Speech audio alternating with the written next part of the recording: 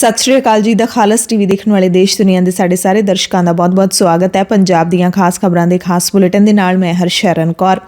ਅੱਜ 25 ਫਰਵਰੀ ਹੈ, ਦਿਨ ਸ਼ੁੱਕਰਵਾਰ ਹੈ। ਖਬਰਾਂ ਦੇ ਇਸ ਖਾਸ ਬੁਲੇਟਿਨ ਦੇ ਵਿੱਚ ਤੁਹਾਨੂੰ ਖਾਸ ਤੇ ਵੱਡੀਆਂ ਖਬਰਾਂ ਦੱਸ ਦਿੰਦੇ ਹਾਂ। ਕੱਲ੍ਹ ਮਰਹੂਮ ਦੀਪ ਸਿੱਧੂ ਦੀ ਅੰਤਿਮ ਅਰਦਾਸ ਦੇ ਵਿੱਚ ਸ਼ਾਮਲ ਹੋਣ ਦੇ ਲਈ ਵੱਡੀ ਗਿਣਤੀ ਵਿੱਚ ਲੋਕ ਸ਼੍ਰੀ ਫਤਿਹਗੜ੍ਹ ਸਾਹਿਬ ਵਿਖੇ ਪਹੁੰਚੇ। ਸ਼ਾਂਤੀਪੂਰਨ ਤਰੀਕੇ ਦੇ ਨਾਲ ਅਰਦਾਸ ਸਮਾਗਮ ਸੰਪੰਨ ਹੋਇਆ। ਸ਼੍ਰੋਮਣੀ ਅਕਾਲੀ ਦਲ ਅੰਮ੍ਰਿਤਸਰ ਦੇ ਪ੍ਰਧਾਨ ਸਿਮਰਨਜੀਤ ਸਿੰਘ ਮਾਨ ਨੇ ਕਿਹਾ ਕਿ ਦੀਪ ਸਿੱਧੂ ਦੇ ਹਾਦਸੇ ਦੀ ਜਾਂਚ ਦੇ ਲਈ ਅਸੀਂ UNO ਦੇ ਨਾਲ ਸੰਪਰਕ ਕਰਾਂਗੇ। ਇਸ ਦੇ ਨਾਲ ਹੀ ਉਹਨਾਂ ਨੇ 6 ਮਾਰਚ ਨੂੰ ਸ਼ਰਧਾਂਜਲੀ ਸਮਾਗਮ ਕਰਨ ਦਾ ਵੀ ਐਲਾਨ ਕੀਤਾ ਹੈ। ਬਰਗਾੜੀ ਦੇ ਵਿੱਚ ਵੱਡਾ ਇਕੱਠ ਸੱਦਿਆ ਗਿਆ। ਅਰਦਾਸ ਸਮਾਗਮ ਮੌਕੇ ਕੱਲ੍ਹ ਕੀ ਹੋਇਆ, ਕਿਸਨੇ ਕੀ ਕਿਹਾ, ਵਿਸਥਾਰ ਦੇ ਵਿੱਚ ਤੁਹਾਨੂੰ ਅੱਗੇ ਦੱਸਦੇ ਹਾਂ।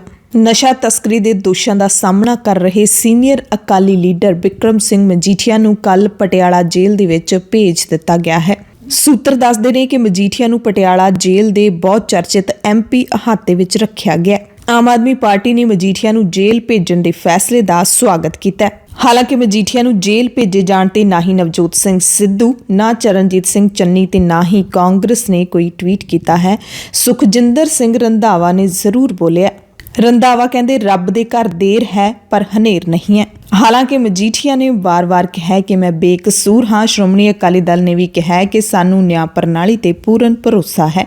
ਅੱਜ ਦੀ ਇੱਕ ਹੋਰ ਵੱਡੀ ਖਬਰ ਤੁਹਾਨੂੰ ਦੱਸ ਦਿੰਦੇ ਹਾਂ ਕਿ ਅੱਜ ਪੂਰੇ ਪੰਜਾਬ ਦੇ ਵਿੱਚ ਭਾਰਤੀ ਕਿਸਾਨ ਯੂਨੀਅਨ ਏਕਤਾ ਉਗਰਾਹਾਂ ਦੀ ਅਗਵਾਈ ਦੇ ਵਿੱਚ ਸੂਬਾ ਪੱਧਰੀ ਰੋਸ ਮੁਜ਼ਾਹਰੇ ਕੀਤੇ ਜਾਣਗੇ ਤੇ ਇਹ ਰੋਸ ਮੁਜ਼ਾਹਰੇ ਬਿਜਲੀ ਵਿਭਾਗ ਦੇ ਨਿੱਜੀਕਰਨ ਦੇ ਖਿਲਾਫ ਕੀਤੇ ਜਾਣਗੇ। ਉਗਰਾਹਾਂ ਨੇ ਕਿਹਾ ਕਿ ਭਾਵੇਂ ਬਿਜਲੀ ਵਿਭਾਗ ਚੰਡੀਗੜ੍ਹ ਦੇ ਮੁਲਾਜ਼ਮਾਂ ਨੇ ਹੜਤਾਲ ਵਾਪਸ ਲੈ ਲਈ ਹੈ, ਬਾਵਜੂਦ ਇਸ ਦੇ ਪੰਜਾਬ ਦੇ ਪਿੰਡ ਦੇ ਵਿੱਚ ਅਰਥੀ ਫੂਕ ਕੇ ਰੋਸ ਮੁਜ਼ਾਹਰੇ ਕੀਤੇ ਜਾਣਗੇ। ਸੁਖਦੇਵ ਸਿੰਘ ਕੋਕਰੀ ਕਲਾਂ ਨੇ ਦੱਸਿਆ ਕਿ ਨਿੱਜੀਕਰਨ, ਸੰਸਾਰੀਕਰਨ, ਉਦਾਰੀਕਰਨ ਦੀਆਂ ਸਾਮਰਾਜੀ ਨੀਤੀਆਂ ਦੇ ਵਿਰੁੱਧ ਦੇਸ਼ ਦੇ ਸਾਰੇ ਪੀੜਤ ਤਬਕਿਆਂ ਦੀ ਸਾਂਝੀ ਸੰਘਰਸ਼ ਲਹਿਰ ਉਸਾਰਨ ਦੇ ਜਥੇਬੰਦੀ ਦੇ ਮਿੱਥੇ ਹੋਏ ਕਾਰਜ ਦੀ ਪੂਰਤੀ ਲਈ ਇਹ ਅਰਥੀ ਫੂਕ ਪ੍ਰਦਰਸ਼ਨ ਕੀਤੇ ਜਾ ਰਹੇ ਨੇ। ਚੰਡੀਗੜ੍ਹ ਪ੍ਰਸ਼ਾਸਨ ਦੇ ਵੱਲੋਂ 25,000 ਕਰੋੜ ਰੁਪਏ ਦੀ ਜਾਇਦਾਦ 871 ਕਰੋੜ ਦੇ ਵਿੱਚ ਮਹਿਜ਼ ਉਸ ਕੰਪਨੀ ਨੂੰ ਲੁਟਾ ਦਿੱਤੀ ਗਈ ਹੈ, ਜਿਹੜੀ ਕੰਪਨੀ ਨੂੰ ਸਿਰਫ 2 ਸਾਲ ਦਾ ਤਜਰਬਾ ਹੈ। ਇਸ ਤੇ ਇਤਰਾਜ਼ ਪ੍ਰਗਟ ਕੀਤਾ ਹੈ। ਨਾਲ ਹੀ ਉਹਨਾਂ ਦੱਸਿਆ ਕਿ ਪੰਜਾਬ ਦੇ ਬਿਜਲੀ ਵਿਭਾਗ ਨੇ ਵੀ ਚਿੱਪਾਂ ਵਾਲੇ ਆਨਲਾਈਨ ਮੀਟਰ ਘਰਾਂ ਤੋਂ ਬਾਹਰ ਲਾਉਣ ਦਾ ਜਿਹੜਾ ਫੈਸਲਾ ਲਿਆ, ਉਹ ਵੀ ਬਿਜਲੀ ਕਾਰੋਬਾਰ ਦਾ ਮੁਕੰਮਲ ਨਿੱਜੀਕਰਨ ਕਰਨ ਵੱਲ ਹੀ ਕਦਮ ਹੈ। ਉਧਰ ਦੋ ਮੁਲਕਾਂ ਦੀ ਜੰਗ ਦੀ ਗੱਲ ਕਰ ਲਈਏ ਤਾਂ ਰੂਸ ਨੇ ਕੱਲ੍ਹ ਯੂਕਰੇਨ ਤੇ ਆਖਿਰਕਾਰ ਹਮਲਾ ਕਰ ਹੀ ਦਿੱਤਾ ਅਤੇ ਸੈਂਕੜੇ ਮੌਤਾਂ ਹੋਈਆਂ ਨੇ। ਯੂਕਰੇਨ ਦੇ ਫੌਜੀ ਅਤੇ ਰੂਸ ਦੇ ਫੌਜੀ ਵੀ ਮਾਰੇ ਗਏ ਨੇ ਤੇ ਆਮ ਲੋਕ ਵੀ ਮਾਰੇ ਗਏ ਨੇ। ਰੂਸ ਨੇ ਯੂਕਰੇਨ ਦੇ 74 ਫੌਜੀ ਟਿਕਾਣਿਆਂ ਨੂੰ ਨਿਸ਼ਾਨਾ ਬਣਾਇਆ ਹੈ ਤੇ ਪੁਤਿਨ ਨੇ ਅਮਰੀਕਾ ਸਮੇਤ ਨਾਟੋ ਨੂੰ ਵੀ ਚੇਤਾਵਨੀ ਦਿੱਤੀ ਹੈ ਕਿ ਜੇ ਤੁਸੀਂ ਦਖਲ ਦਿੱਤਾ ਤਾਂ ਨਾਨੀ ਯਾਦ ਕਰਵਾ ਦਿਆਂਗੇ। ਅੱਗੋਂ ਬਾਈਡਨ ਨੇ ਵੀ ਕਿਹਾ ਹੈ ਕਿ ਅਮਰੀਕਾ ਸਮੇਤ ਭਾਈਵਾਲ ਮੁਲਕ ਨੇ ਜਿਹੜੇ ਉਹ ਪੁਤਿਨ ਨੂੰ ਮੂੰਹ ਤੋੜ ਜਵਾਬ ਦੇਣਗੇ। ਅੱਜ ਹਵਾਈ ਹਮਲੇ ਦਾ ਦੂਸਰਾ ਦਿਨ ਹੈ ਅਤੇ ਵੱਡੀ ਖਬਰ ਇਹ ਹੈ ਕਿ ਰੂਸ ਦੇ ਲੋਕ ਨੇ ਜਿਹੜੇ ਉਹ ਸੜਕਾਂ ਤੇ ਉਤਰ ਆਏ ਨੇ। ਰੂਸੀ ਸਰਕਾਰ ਦੀ ਕਾਰਵਾਈ ਦੇ ਖਿਲਾਫ, ਯੂਕਰੇਨ ਤੇ ਹਮਲੇ ਦੇ ਖਿਲਾਫ ਲੋਕ ਸੜਕਾਂ ਤੇ ਉਤਰੇ ਤਾਂ ਹੁਣ ਤੱਕ 1700 ਲੋਕਾਂ ਨੂੰ ਗ੍ਰਿਫਤਾਰ ਵੀ ਕਰ ਲਿਆ ਗਿਆ ਹੈ। ਯਾਨੀ ਕਿ ਰੂਸ ਹਰ ਹਾਲਤ ਦੇ ਵਿੱਚ ਹਰ ਕਿਸੇ ਦੀ ਆਵਾਜ਼ ਦੱਬਣ ਦੀ ਕੋਸ਼ਿਸ਼ ਕਰ ਰਿਹਾ ਹੈ। ਕਈ ਸ਼ਹਿਰਾਂ ਦੇ ਵਿੱਚ ਰੂਸ ਦੇ ਵਿੱਚ ਰੋਸ ਮੁਜ਼ਾਹਰੇ ਹੋਏ ਨੇ ਤੇ ਰੋਸ ਮੁਜ਼ਾਹਰੇ ਲਗਾਤਾਰ ਜਾਰੀ ਨੇ ਤੇ ਰੂਸ ਦੀ ਪੁਲਿਸ ਵੀ ਲੋਕਾਂ ਨੂੰ ਗ੍ਰਿਫਤਾਰ ਕਰ ਰਹੀ ਹੈ। ਯੂਕਰੇਨ ਦੇ ਮਾਰੀਓਪੋਲ ਸ਼ਹਿਰ ਦੇ ਵਿੱਚ ਇੱਕ ਵਾਰ ਫਿਰ ਧਮਾਕਿਆਂ ਦੀਆਂ ਆਵਾਜ਼ਾਂ ਸੁਣੀਆਂ ਨੇ। ਚੈਰਨੋਬਲ ਪਰਮਾਣੂ ਪਲਾਂਟ ਤੇ ਰੂਸੀ ਫੌਜੀਆਂ ਨੇ ਕਬਜ਼ਾ ਕਰ ਲਿਆ। ਯੂਕਰੇਨ ਦੇ ਵਿੱਚ ਐਮਰਜੈਂਸੀ ਦਾ ਐਲਾਨ ਕਰ ਦਿੱਤਾ ਗਿਆ। ਯੂਕਰੇਨ ਦੇ ਰਾਸ਼ਟਰਪਤੀ ਵਲਾਦੀਮੀਰ ਜ਼ੈਲੈਂਸਕੀ ਨੇ ਕਿਹਾ ਕਿ ਰੂਸ ਦੇ ਹਮਲੇ ਦੇ ਪਹਿਲੇ ਦਿਨ ਯੂਕਰੇਨ ਦੇ ਵਿੱਚ ਫੌਜੀਆਂ ਤੇ ਆਮ ਨਾਗਰਿਕਾਂ ਸਮੇਤ 137 ਜਣਿਆਂ ਦੀ ਮੌਤ ਹੋ ਚੁੱਕੀ ਹੈ। ਰੂਸ ਦੇ ਹਮਲੇ ਖਿਲਾਫ ਸਿਰਫ ਰੂਸ ਹੀ ਨਹੀਂ, ਹੋਰ ਮੁਲਕਾਂ ਦੇ ਵਿੱਚ ਵੀ ਰੋਸ ਮੁਜ਼ਾਹਰੇ ਕੀਤੇ ਜਾ ਰਹੇ ਨੇ। ਹਰ ਕੋਈ ਸ਼ਾਂਤੀ ਬਣਾ ਕੇ ਰੱਖਣ ਦੀ ਅਪੀਲ ਕਰ ਰਿਹਾ ਹੈ, ਯੁੱਧ ਬੰਦ ਕਰਨ ਦੀ ਅਪੀਲ ਕਰ ਰਿਹਾ ਹੈ। ਅਮਰੀਕਾ ਤੇ ਬਰਤਾਨੀਆ ਨੇ ਰੂਸ ਤੇ ਸਖਤ ਰੋਕਾਂ ਲਾਉਣ ਦਾ ਐਲਾਨ ਕਰ ਦਿੱਤਾ ਹੈ। ਦੋਨਾਂ ਨੇ ਰੂਸ ਦੀ ਮਦਦ ਲਈ ਬੇਲਾਰੂਸ ਤੇ ਵੀ ਰੋਕਾਂ ਲਾ ਦਿੱਤੀਆਂ ਨੇ।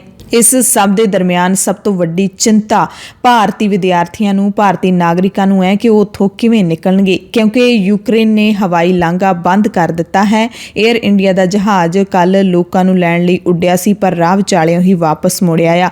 ਹਾਲਾਂਕਿ ਯੂਕਰੇਨ ਤੋਂ 182 ਭਾਰਤੀ ਨੇ ਜਿਹੜੇ ਉਹ ਦਿੱਲੀ ਪਹੁੰਚ ਗਏ ਨੇ ਤੇ ਹੁਣ ਭਾਰਤ ਸਰਕਾਰ ਨੇ ਯੂਕਰੇਨ ਦੇ ਵਿੱਚ ਫਸੇ ਭਾਰਤੀਆਂ ਨੂੰ ਸਬਰ ਤੋਂ ਕੰਮ ਲੈਣ ਦੀ ਤੇ ਸੁਰੱਖਿਅਤ ਰਹਿਣ ਦੀ ਸਲਾਹ ਦਿੱਤੀ ਹੈ। ਐਡਵਾਈਜ਼ਰੀ ਜਾਰੀ ਕੀਤੀ ਹੈ ਭਾਰਤੀ ਅੰਬੈਸੀ ਨੇ।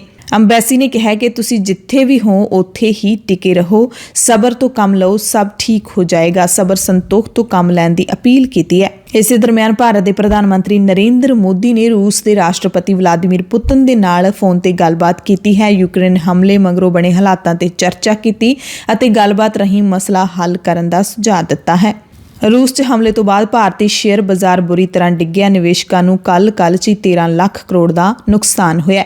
ਆਲਮੀ ਬਾਜ਼ਾਰ ਵੀ ਮੁੱਦੇ ਮੂੰਹ ਡਿੱਗ ਗਏ ਨੇ। ਤੇਲ ਦੀਆਂ ਕੀਮਤਾਂ ਚੜ੍ਹ ਗਈਆਂ ਨੇ। ਯੂਕਰੇਨ ਦੇ ਵਿੱਚ ਪੰਜਾਬ ਦੇ ਵੀ ਹਜ਼ਾਰਾਂ ਵਿਦਿਆਰਥੀ ਫਸੇ ਹੋਏ ਨੇ, ਜਿਹੜੇ ਯੂਕਰੇਨ ਦੇ ਵਿੱਚ ਪੜ੍ਹਾਈ ਕਰਨ ਲਈ ਗਏ ਨੇ ਤੇ ਮਾਪੇ ਹੁਣ ਆਪਣੇ ਬੱਚਿਆਂ ਦੀ ਸੁਰੱਖਿਅਤ ਵਾਪਸੀ ਦੀ ਮੰਗ ਕਰ ਰਹੇ ਨੇ। ਹਾਲਾਤ ਵਿਗੜਨ ਕਾਰਨ ਮਾਪਿਆਂ ਦੀ ਘਬਰਾਹਟ ਵੱਧ ਗਈ ਹੈ, ਕਿਉਂਕਿ ਫਲਾਈਟਾਂ ਵੀ ਬੰਦ ਕਰ ਦਿੱਤੀਆਂ ਨੇ। ਯੂਕਰੇਨ ਨੇ ਲਾਂਘਾ ਹੀ ਬੰਦ ਕਰ ਦਿੱਤਾ ਹੈ। ਅਜਿਹੇ ਵਿੱਚ ਕਦੋਂ ਤੇ ਕਿਵੇਂ ਇਹ ਵਿਦਿਆਰਥੀ ਆਉਣਗੇ, ਕਿਸੇ ਨੂੰ ਕੁਝ ਪਤਾ ਨਹੀਂ।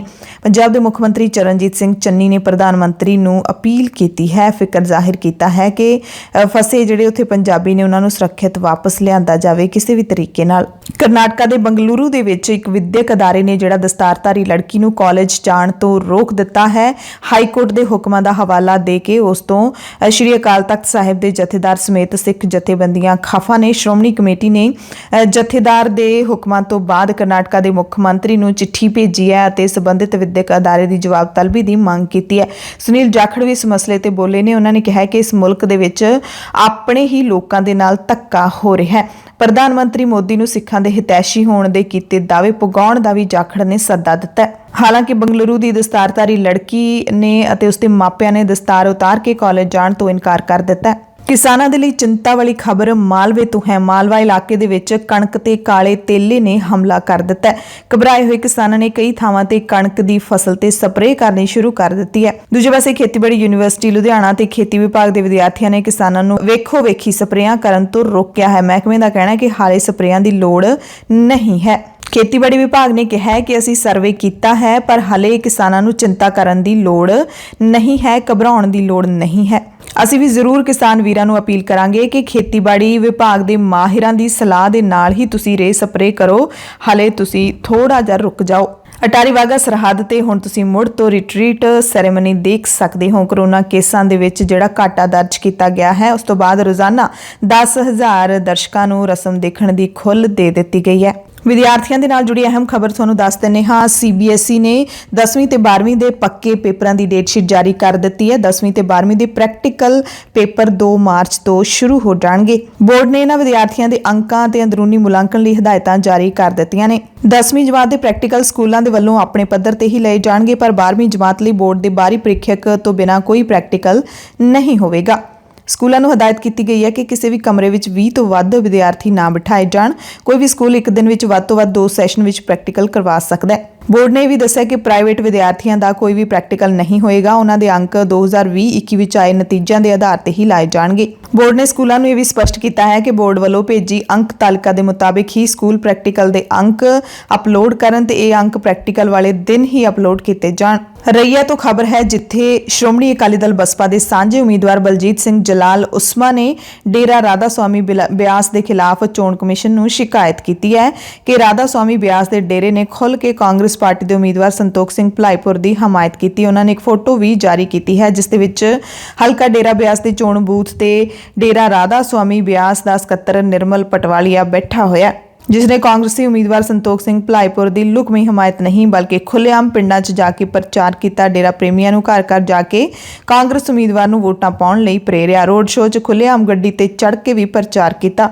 ਸ਼ਿਕਾਇਤ ਇਹ ਕੀਤੀ ਹੈ ਕਿ ਡੇਰਾ ਰਾਧਾ ਸਵਾਮੀ ਦੀ ਹੱਦ ਅੰਦਰ ਬਣੇ ਬੂਥਾਂ ਤੇ ਕਥਿਤ ਫਰਜ਼ੀ ਵੋਟਾਂ ਦਾ ਭੁਗਤਾਨ ਹੋਇਆ ਹੈ ਤੇ ਇੱਥੇ ਦੁਬਾਰਾ ਪੋਲਿੰਗ ਹੋਣੀ ਚਾਹੀਦੀ ਹੈ। ਇੱਕ ਚੰਗੀ ਖਬਰ ਤੁਹਾਨੂੰ ਦੱਸ ਦਿੰਦੇ ਹਾਂ। ਜਦੋਂ ਬਠਿੰਡਾ ਜ਼ਿਲ੍ਹੇ ਦੇ ਪਿੰਡ ਕਾਲਚਰਾਣੀ ਦੇ ਲੋਕਾਂ ਨੇ ਚਿੱਟਾ ਵੇਚਣ ਵਾਲਿਆਂ ਖਿਲਾਫ ਸਖਤੀ ਨਾਲ ਡਟਣ ਦਾ ਫੈਸਲਾ ਲਿਆ ਹੈ। ਪੰਚਾਇਤ ਦਾ ਇਹ ਵੀ ਫੈਸਲਾ ਹੈ ਕਿ ਚਿੱਟਾ ਛੱਡਣ ਵਾਲਿਆਂ ਦੇ ਇਲਾਜ ਦਾ ਖਰਚਾ ਪੰਚਾਇਤ ਪੱਲਿਓਂ ਕਰੇਗੀ, ਭਾਵੇਂ ਇਲਾਜ ਕਿੰਨਾ ਵੀ ਮਹਿੰਗਾ ਕਿਉਂ ਨਾ ਹੋਵੇ। ਇਹ ਫੈਸਲਾ ਪਿੰਡ ਦੀ ਸਰਪੰਚ ਕਮਲ ਕੌਰ ਦੇ ਪਤੀ ਦਤਿੰਦਰ ਸਿੰਘ ਦੀ ਹਾਜ਼ਰੀ ਵਿੱਚ ਪਿੰਡ ਵਾਸੀਆਂ ਦੇ ਇਕੱਠ ਵਿੱਚ ਲਿਆ ਗਿਆ। ਇੱਕ ਵੀਡੀਓ ਵੀ ਵਾਇਰਲ ਹੋਈ ਹੈ ਜਿਸ ਵਿੱਚ ਪਿੰਡ ਵਾਸੀਆਂ ਨੇ ਦੋਸ਼ ਲਾਇਆ ਕਿ ਨਸ਼ਾ ਵੇਚਣ ਵਾਲਿਆਂ ਦੀ ਕਥਿਤ ਪਛਾਣ ਹੋਣ ਦੇ ਬਾਵਜੂਦ ਵੀ ਪੁਲਿਸ ਕਾਰਵਾਈ ਕਰਨ ਤੋਂ ਟਾਲਾ ਵੱਟਦੀ ਹੈ। ਪੰਜਾਬ ਦੀਆਂ ਖਾਸ ਖਬਰਾਂ ਦੇ ਖਾਸ ਬੁਲੇਟਿਨ ਦੇ ਵਿੱਚ ਕੁਝ ਖਾਸ ਤੇ ਅਹਿਮ ਖਬਰਾਂ ਤੁਹਾਨੂੰ ਹੋਰ ਦੱਸ ਦਿੰਦੇ ਹਾਂ। ਸਭ ਤੋਂ ਪਹਿਲਾਂ ਗੱਲ ਕਰਾਂਗੇ ਸ਼੍ਰੀ ਫਤਿਹਗੜ੍ਹ ਸਾਹਿਬ ਦੀ। ਪੰਜਾਬ ਦੀ ਧਰਤੀ ਤੇ ਠਾਠਾ ਮਾਰਦਾ ਕੇਸਰੀ ਦਸਤਾਰਾਂ ਵਾਲਾ ਇਕੱਠ ਕਦੇ ਕਦਾਈ ਹੀ ਦੇਖਣ ਨੂੰ ਮਿਲਦਾ ਹੈ। ਵੀਰਵਾਰ ਨੂੰ ਇਹ ਇਕੱਠ ਸ਼ਹੀਦਾਂ ਦੀ ਧਰਤੀ ਸ਼੍ਰੀ ਫਤਿਹਗੜ੍ਹ ਸਾਹਿਬ ਵਿਖੇ ਜੁੜਿਆ। ਅਦਾਕਾਰ, ਵਕੀਲ ਅਤੇ ਕਿਸਾਨ ਮੋਰਚੇ ਦੇ ਵਿੱਚ ਅਹਿਮ ਭੂਮਿਕਾ ਨਿਭਾਉਣ ਵਾਲੇ ਦੀਪ ਸਿੱਧੂ ਦੀ ਅੰਤਿਮ ਅਰਦਾਸ ਦੇ ਵਿੱਚ ਸ਼ਾਮਿਲ ਹੋਣ ਦੇ ਲਈ ਵੱਡੀ ਗਿਣਤੀ ਵਿੱਚ ਲੋਕ ਸੰਗਤੀ ਰੂਪ 'ਚ ਗੁਰਦੁਆਰਾ ਸ਼੍ਰੀ ਫਤਿਹਗੜ੍ਹ ਸਾਹਿਬ ਵਿਖੇ ਵਹੀਰਾਂ ਘੱਤ ਕੇ ਪਹੁੰਚੇ। ਲੱਖਾਂ ਦੀ ਗਿਣਤੀ ਵਿੱਚ ਦੀਪ ਸਿੱਧੂ ਨੂੰ ਚਾਹਣ ਵਾਲੇ ਨੌਜਵਾਨ, ਬੀਬੀਆਂ, ਬੱਚੇ, ਬਜ਼ੁਰਗ ਅਤੇ ਕਿਸਾਨਾਂ ਦੀਆਂ ਵੱਖ-ਵੱਖ ਜਥੇਬੰਦੀਆਂ ਨੇ ਦੀਵਾਨ ਟੋਡਰ ਮੱਲ ਹਾਲ ਦੇ ਵਿੱਚ ਦੀਪ ਸਿੱਧੂ ਦੇ ਅਰਦਾਸ ਸਮਾਗਮ ਦੇ ਵਿੱਚ ਹਾਜ਼ਰੀ ਲਵਾਈ। ਪੰਜਾਬ ਦੀਆਂ ਸੜਕਾਂ ਤੇ ਵਾਹਨਾਂ ਦੀਆਂ ਲੰਬੀਆਂ ਲਾਈਨਾਂ ਮੁੱਕਣ ਦਾ ਨਾਂ ਨਹੀਂ ਲੈ ਰਹੀਆਂ ਸੀ। ਵੱਖ-ਵੱਖ ਥਾਵਾਂ ਤੋਂ ਕੇਸਰੀ ਮਾਰਚ ਕਰਦੇ ਹੋਏ ਨੌਜਵਾਨ ਮੋਟਰਸਾਈਕਲਾਂ ਤੇ ਹੋਰ ਵਾਹਨਾਂ ਤੇ ਪਹੁੰਚੇ। ਕੇਸਰੀ ਦਸਤਾਰਾਂ ਦਾ ਇੱਥੇ ਹੜ ਆਇਆ ਹੋਇਆ ਸੀ। ਜਿਹੜੇ ਹਾਲ ਦੇ ਵਿੱਚ ਬੈਠ ਸਕੇ ਉਹਨਾਂ ਨੇ ਉੱਥੇ ਹਾਜ਼ਰੀ ਲਵਾਈ। ਬਾਕੀ ਗੁਰਦੁਆਰਾ ਸਾਹਿਬ ਪਰਿਸਰ ਦੇ ਵਿੱਚ ਜਿੱਧਰ ਵੀ ਦੇਖਦੇ ਸੀ ਸੰਗਤ ਦਾ ਠਾਠਾ ਮਾਰਦਾ ਇਕੱਠ ਹੀ ਦਿਖਾਈ ਦੇ ਰਿਹਾ ਸੀ। ਇਸ ਮੌਕੇ ਪੰਥ ਪ੍ਰਸਿੱਧ ਕੀਰਤਨੀ ਜਥੇ ਅਤੇ ਢਾਡੀ ਜਥਿਆਂ ਨੇ ਦੀਪ ਸਿੱਧੂ ਦੀ ਅੰਤਿਮ ਅਰਦਾਸ ਦੇ ਵਿੱਚ ਹਾਜ਼ਰੀ ਲਵਾਈ। ਗੁਰਬਾਣੀ ਕੀਰਤਨ ਦਾ ਗਾਇਨ ਕੀਤਾ ਅਤੇ ਵਾਰਾਂ ਨੇ ਜਿਹੜੀਆਂ ਵੀਰ ਅਸੀਂ ਵਾਰਾਂ ਦਾ ਗਾਇਨ ਕੀਤਾ। ਆਪ ਤੂੰ ਭਾਵੇਂ ਸੋ ਗਿਆ ਏ ਪਰ ਸੋਚ ਤੇਰੀ ਨੇ ਸੋਣਾ ਨਹੀਂ। ਕਾਟਾ ਤੇਰਾ ਦੀਪ ਸਿਆ ਕਦੇ ਵੀ ਪੂਰਾ ਹੋਣਾ ਨਹੀਂ। ਕਾਟਾ ਤੇਰਾ ਦੀਪ ਸਿਆ ਕਦੇ ਵੀ ਪੂਰਾ ਹੋਣਾ ਨਹੀਂ। ਕਦੇ ਵੀ ਪੂਰਾ ਦੀਪ ਸਿੱਧੂ ਦੀ ਯਾਦ ਦੇ ਵਿੱਚ ਵੱਡੀ ਗਿਣਤੀ ਵਿੱਚ ਪਹੁੰਚੀ ਸੰਗਤ ਲਈ ਖੂਨਦਾਨ ਕੈਂਪ, ਮੈਡੀਕਲ ਕੈਂਪ ਅਤੇ ਲੰਗਰਾਂ ਦਾ ਪ੍ਰਬੰਧ ਕੀਤਾ ਗਿਆ। ਐਸਜੀਪੀਸੀ ਅਤੇ ਖਾਲਸਾ ਏਡ ਨੇ ਅਰਦਾਸ ਸਮਾਗਮਾਂ ਦੇ ਵਿੱਚ ਹਿੱਸਾ ਲਿਆ ਅਤੇ ਸੇਵਾਵਾਂ ਦਿੱਤੀਆਂ। ਡਾਕਟਰ ਸੁਖਪ੍ਰੀਤ ਸਿੰਘ ਉਦੋਕੇ ਜਿਹੜੇ ਕਿ ਸਿੱਖ ਹਿਸਟੋਰੀਅਨ ਨੇ, ਉਹਨਾਂ ਨੇ ਸਟੇਜ ਸਾਂਭੀ।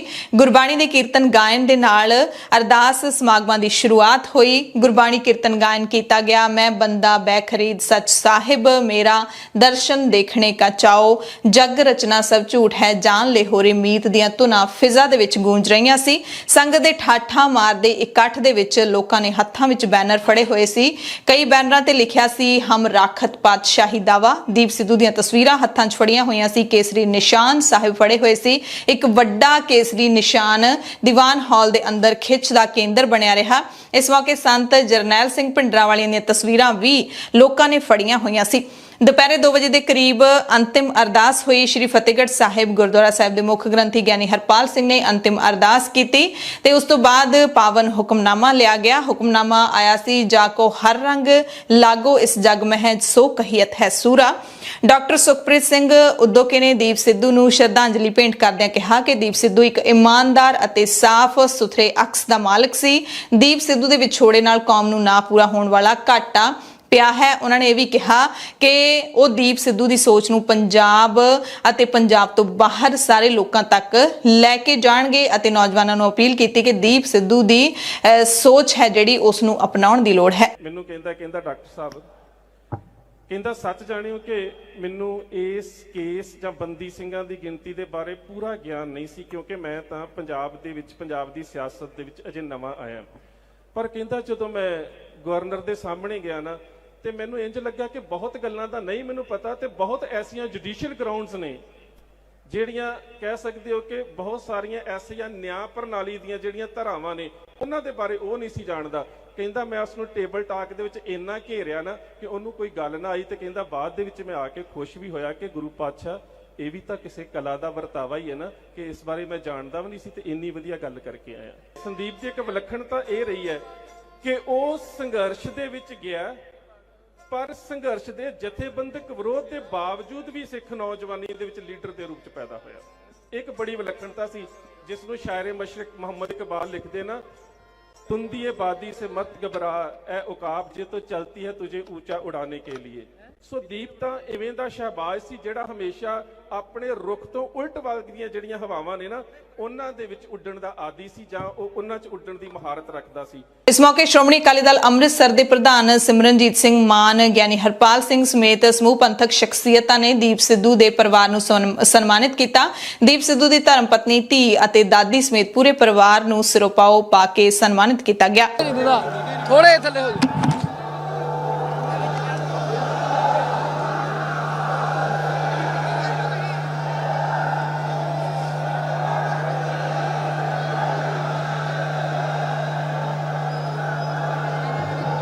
ਇਤਿਹਾਸਕਾਰ ਅਜਮੇਰ ਸਿੰਘ ਵੀ ਪਹੁੰਚੇ ਹੋਏ ਸੀ। ਉਹਨਾਂ ਨੇ ਦੀਪ ਸਿੱਧੂ ਨੂੰ ਸ਼ਰਧਾਂਜਲੀ ਭੇਂਟ ਕਰਦਿਆਂ ਕਿਹਾ ਕਿ ਦੀਪ ਸਿੱਧੂ ਦੀ ਸੋਚ ਤੇ ਵਿਚਾਰਧਾਰਾ ਕਦੇ ਖਤਮ ਨਹੀਂ ਹੋਵੇਗੀ।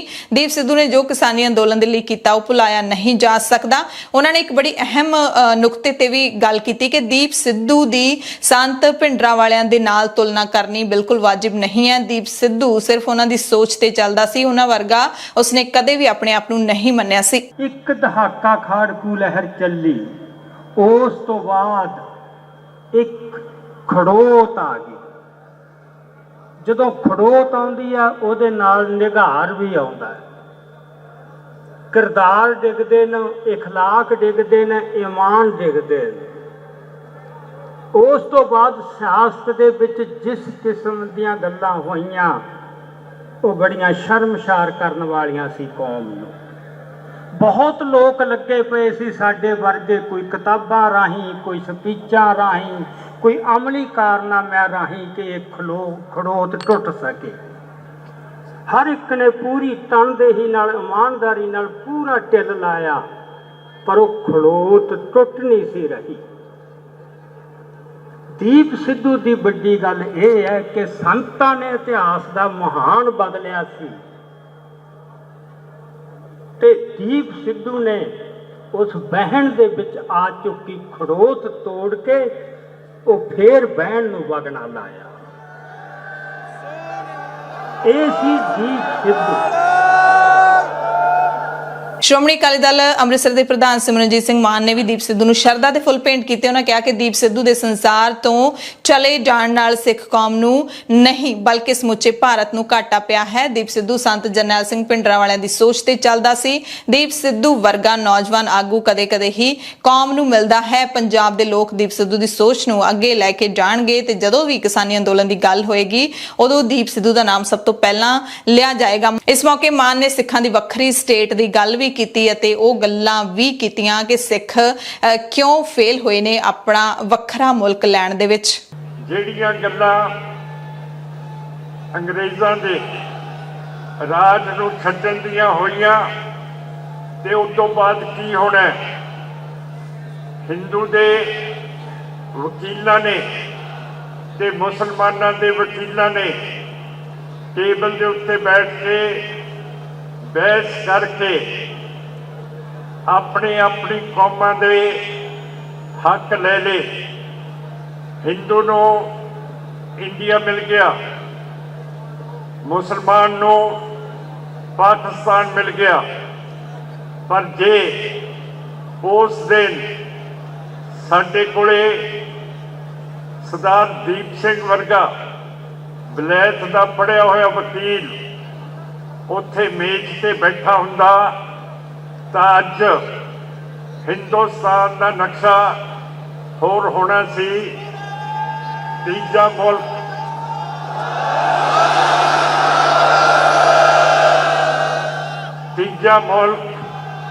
ਸਾਡਾ ਹੋਣਾ ਸੀ। ਸਿਮਰਨਜੀਤ ਸਿੰਘ ਮਾਨ ਨੇ ਇਸ ਮੌਕੇ ਦੀਪ ਸਿੱਧੂ ਦੇ ਪਰਿਵਾਰ ਅਤੇ ਵਾਰਿਸ ਪੰਜਾਬ ਦੀ ਜਥੇਬੰਦੀ ਜਿਹੜੀ ਦੀਪ ਸਿੱਧੂ ਨੇ ਬਣਾਈ ਜਥੇਬੰਦੀ ਸੀ ਉਸ ਨੂੰ ਸਾਂਭਣ ਦਾ ਐਲਾਨ ਵੀ ਕੀਤਾ।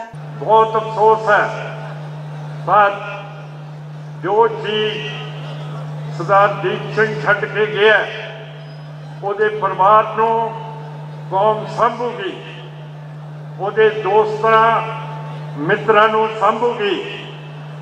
ਜਿਹੜਾ ਉਹਨਾਂ ਦਾ ਮੋਰਚਾ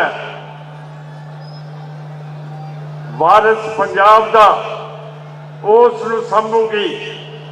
ਸਾਡੇ ਮਸਲੇ ਖਤਮ ਨਹੀਂ ਹੋਏ, ਸਿਮਰਨਜੀਤ ਸਿੰਘ ਮਾਨ ਨੇ ਇਸ ਮੌਕੇ 6 ਮਾਰਚ ਨੂੰ ਬਰਗਾੜੀ ਵਿਖੇ ਇਕੱਠ ਵੀ ਸੱਦਿਆ ਹੈ। ਸ਼੍ਰੀ ਗੁਰੂ ਗ੍ਰੰਥ ਸਾਹਿਬ ਜੀ ਦੀ ਬੇਅਦਬੀ ਦਾ ਇਨਸਾਫ ਨਹੀਂ ਮਿਲਿਆ, ਇਸ ਕਰਕੇ ਨਵੀਂ ਜਿਹੜੀ ਸਰਕਾਰ ਆਏਗੀ 10 ਮਾਰਚ ਨੂੰ ਨਤੀਜੇ ਆਉਣਗੇ। ਉਸ ਤੋਂ ਪਹਿਲਾਂ ਹੀ ਨਵੀਂ ਸਰਕਾਰ ਨੂੰ ਪਹਿਲਾਂ ਹੀ ਕਹਿੰਦੇ ਅਸੀਂ ਚੇਤਾਵਨੀ ਦੇਵਾਂਗੇ ਕਿ ਸ਼੍ਰੀ ਗੁਰੂ ਗ੍ਰੰਥ ਸਾਹਿਬ ਜੀ ਦੀ ਬੇਅਦਬੀ ਦਾ ਇਨਸਾਫ ਅਸੀਂ ਹਰ ਹਾਲ ਦੇ ਵਿੱਚ ਲੈ ਕੇ ਰਹਾਂਗੇ। ਉਹਨਾਂ ਨੇ ਲੋਕਾਂ ਨੂੰ 6 ਮਾਰਚ ਨੂੰ ਇੱਥੇ ਪਹੁੰਚਣ ਦੀ ਅਪੀਲ ਕੀਤੀ ਹੈ। 260 ਦਿਨ ਹੋ ਗਏ ਹੈ ਸਾਡੀ ਪਾਰਟੀ ਦਾ ਮੋਰਚਾ ਚੱਲਦਾ ਤੇ ਮੈਂ ਕੌਮ ਨੂੰ ਬੇਨਤੀ ਕਰਦਾ ਕਿ 6 ਤਰੀਕ ਨੂੰ ਆ ਜਿਹੜੀ ਹੁਣ ਆ ਰਹੀ ਹੈ ਅਗਲੇ ਮਹੀਨੇ 6 ਮਾਰਚ ਉਸ ਦਿਨ ਅਸੀਂ ਭਾਈ ਦੀਪ ਸਿੰਘ ਸਿੱਧੂ ਨੂੰ ਯਾਦ ਕਰਾਂਗੇ।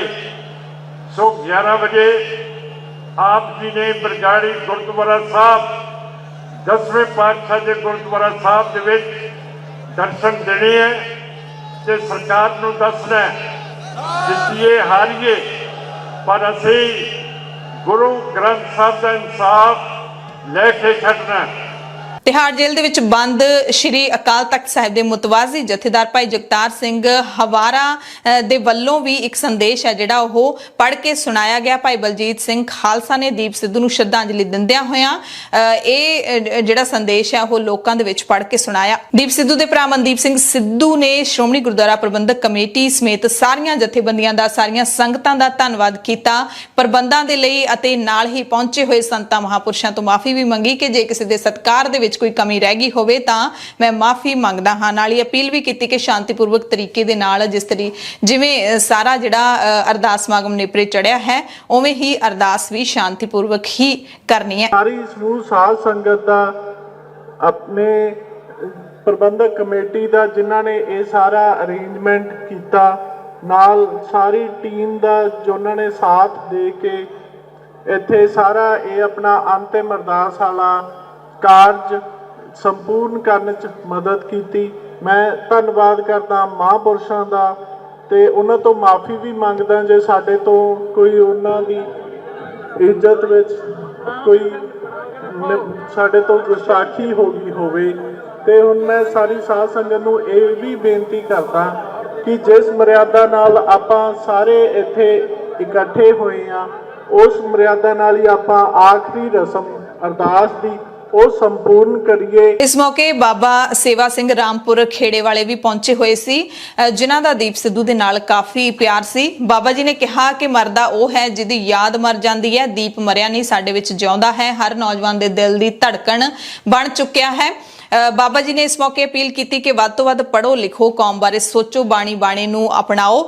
ਕਹਿੰਦੇ ਉਹਨਾਂ ਨੇ ਇੱਕ ਗੱਲ ਵੀ ਦੱਸੀ ਕਿ ਦੀਪ ਸਿੱਧੂ ਨੇ ਮੇਰੇ ਨਾਲ ਵਾਅਦਾ ਵੀ ਕੀਤਾ ਸੀ ਕਿ ਹਾਲੇ ਤੱਕ ਭਾਵੇਂ ਮੈਂ ਸਿੱਖੀ ਸਰੂਪ ਵਾਲਾ ਖਾਲਸਾ ਨਹੀਂ ਬਣਿਆ ਪਰ ਮੈਂ ਆਪਣੇ ਆਪ ਨੂੰ ਸ਼ੁੱਧ ਕਰਨ ਦੀ ਕੋਸ਼ਿਸ਼ ਕਰ ਰਿਹਾ ਹਾਂ ਤੇ ਅਗਲੇ ਸਾਲ ਤੁਹਾਨੂੰ ਜਦੋਂ ਮਿਲਾਂਗਾ ਤਾਂ ਸਿੱਖੀ ਸਰੂਪ ਦੇ ਵਿੱਚ ਮਿਲਾਂਗਾ। ਇਸ ਮੌਕੇ ਐਸਜੀਪੀਸੀ ਦੇ ਜਨਰਲ ਸਕੱਤਰ ਕਰਨੈਲ ਸਿੰਘ ਪੰਜੋਲੀ ਨੇ ਵੀ ਦੀਪ ਸਿੱਧੂ ਨੂੰ ਸ਼ਰਧਾਂਜਲੀ ਭੇਂਟ ਕੀਤੀ। ਕਿਸਾਨੀ ਸੰਘਰਸ਼ ਦੌਰਾਨ ਚਰਚਾ ਦੇ ਵਿੱਚ ਆਏ ਦੀਪ ਸਿੱਧੂ ਦੀ ਪਿਛਲੇ ਦਿਨੀ ਭਿਆਨਕ ਸੜਕ ਹਾਦਸੇ ਦੇ ਵਿੱਚ ਦਿੱਲੀ ਤੋਂ ਪੰਜਾਬ ਆਉਂਦੇ ਵਕਤ KMPL ਹਾਈਵੇ ਦੇ ਉੱਤੇ ਮੌਤ ਹੋ ਗਈ ਸੀ। ਉਸ ਦੀ ਮੌਤ ਦੀ ਜਾਂਚ ਦੀ ਮੰਗ ਵੀ ਕੀਤੀ ਜਾ ਰਹੀ ਹੈ ਅਤੇ ਜਦੋਂ ਦੀਪ ਸਿੱਧੂ ਦਾ ਅੰਤਿਮ ਸੰਸਕਾਰ ਹੋਇਆ ਸੀ ਉਦੋਂ ਵੀ ਵੱਡੀ ਗਿਣਤੀ ਦੇ ਵਿੱਚ ਲੋਕ ਪਹੁੰਚੇ ਸੀ ਅਤੇ ਅੰਤਿਮ ਅਰਦਾਸ ਮੌਕੇ ਉਸ ਤੋਂ ਵੀ ਕਿਤੇ ਵੱਧ ਇਕੱਠ ਹੋਇਆ ਹੈ। ਦੀਪ ਸਿੱਧੂ ਦੇ ਭੋਗ ਮੌਕੇ ਵੱਡੀ ਗਿਣਤੀ ਵਿੱਚ ਲੋਕਾਂ ਦੇ ਪਹੁੰਚੇ ਇਕੱਠ ਤੇ BJP ਲੀਡਰਾਂ ਨੇ ਟਿੱਪਣੀਆਂ ਕੀਤੀਆਂ ਨੇ।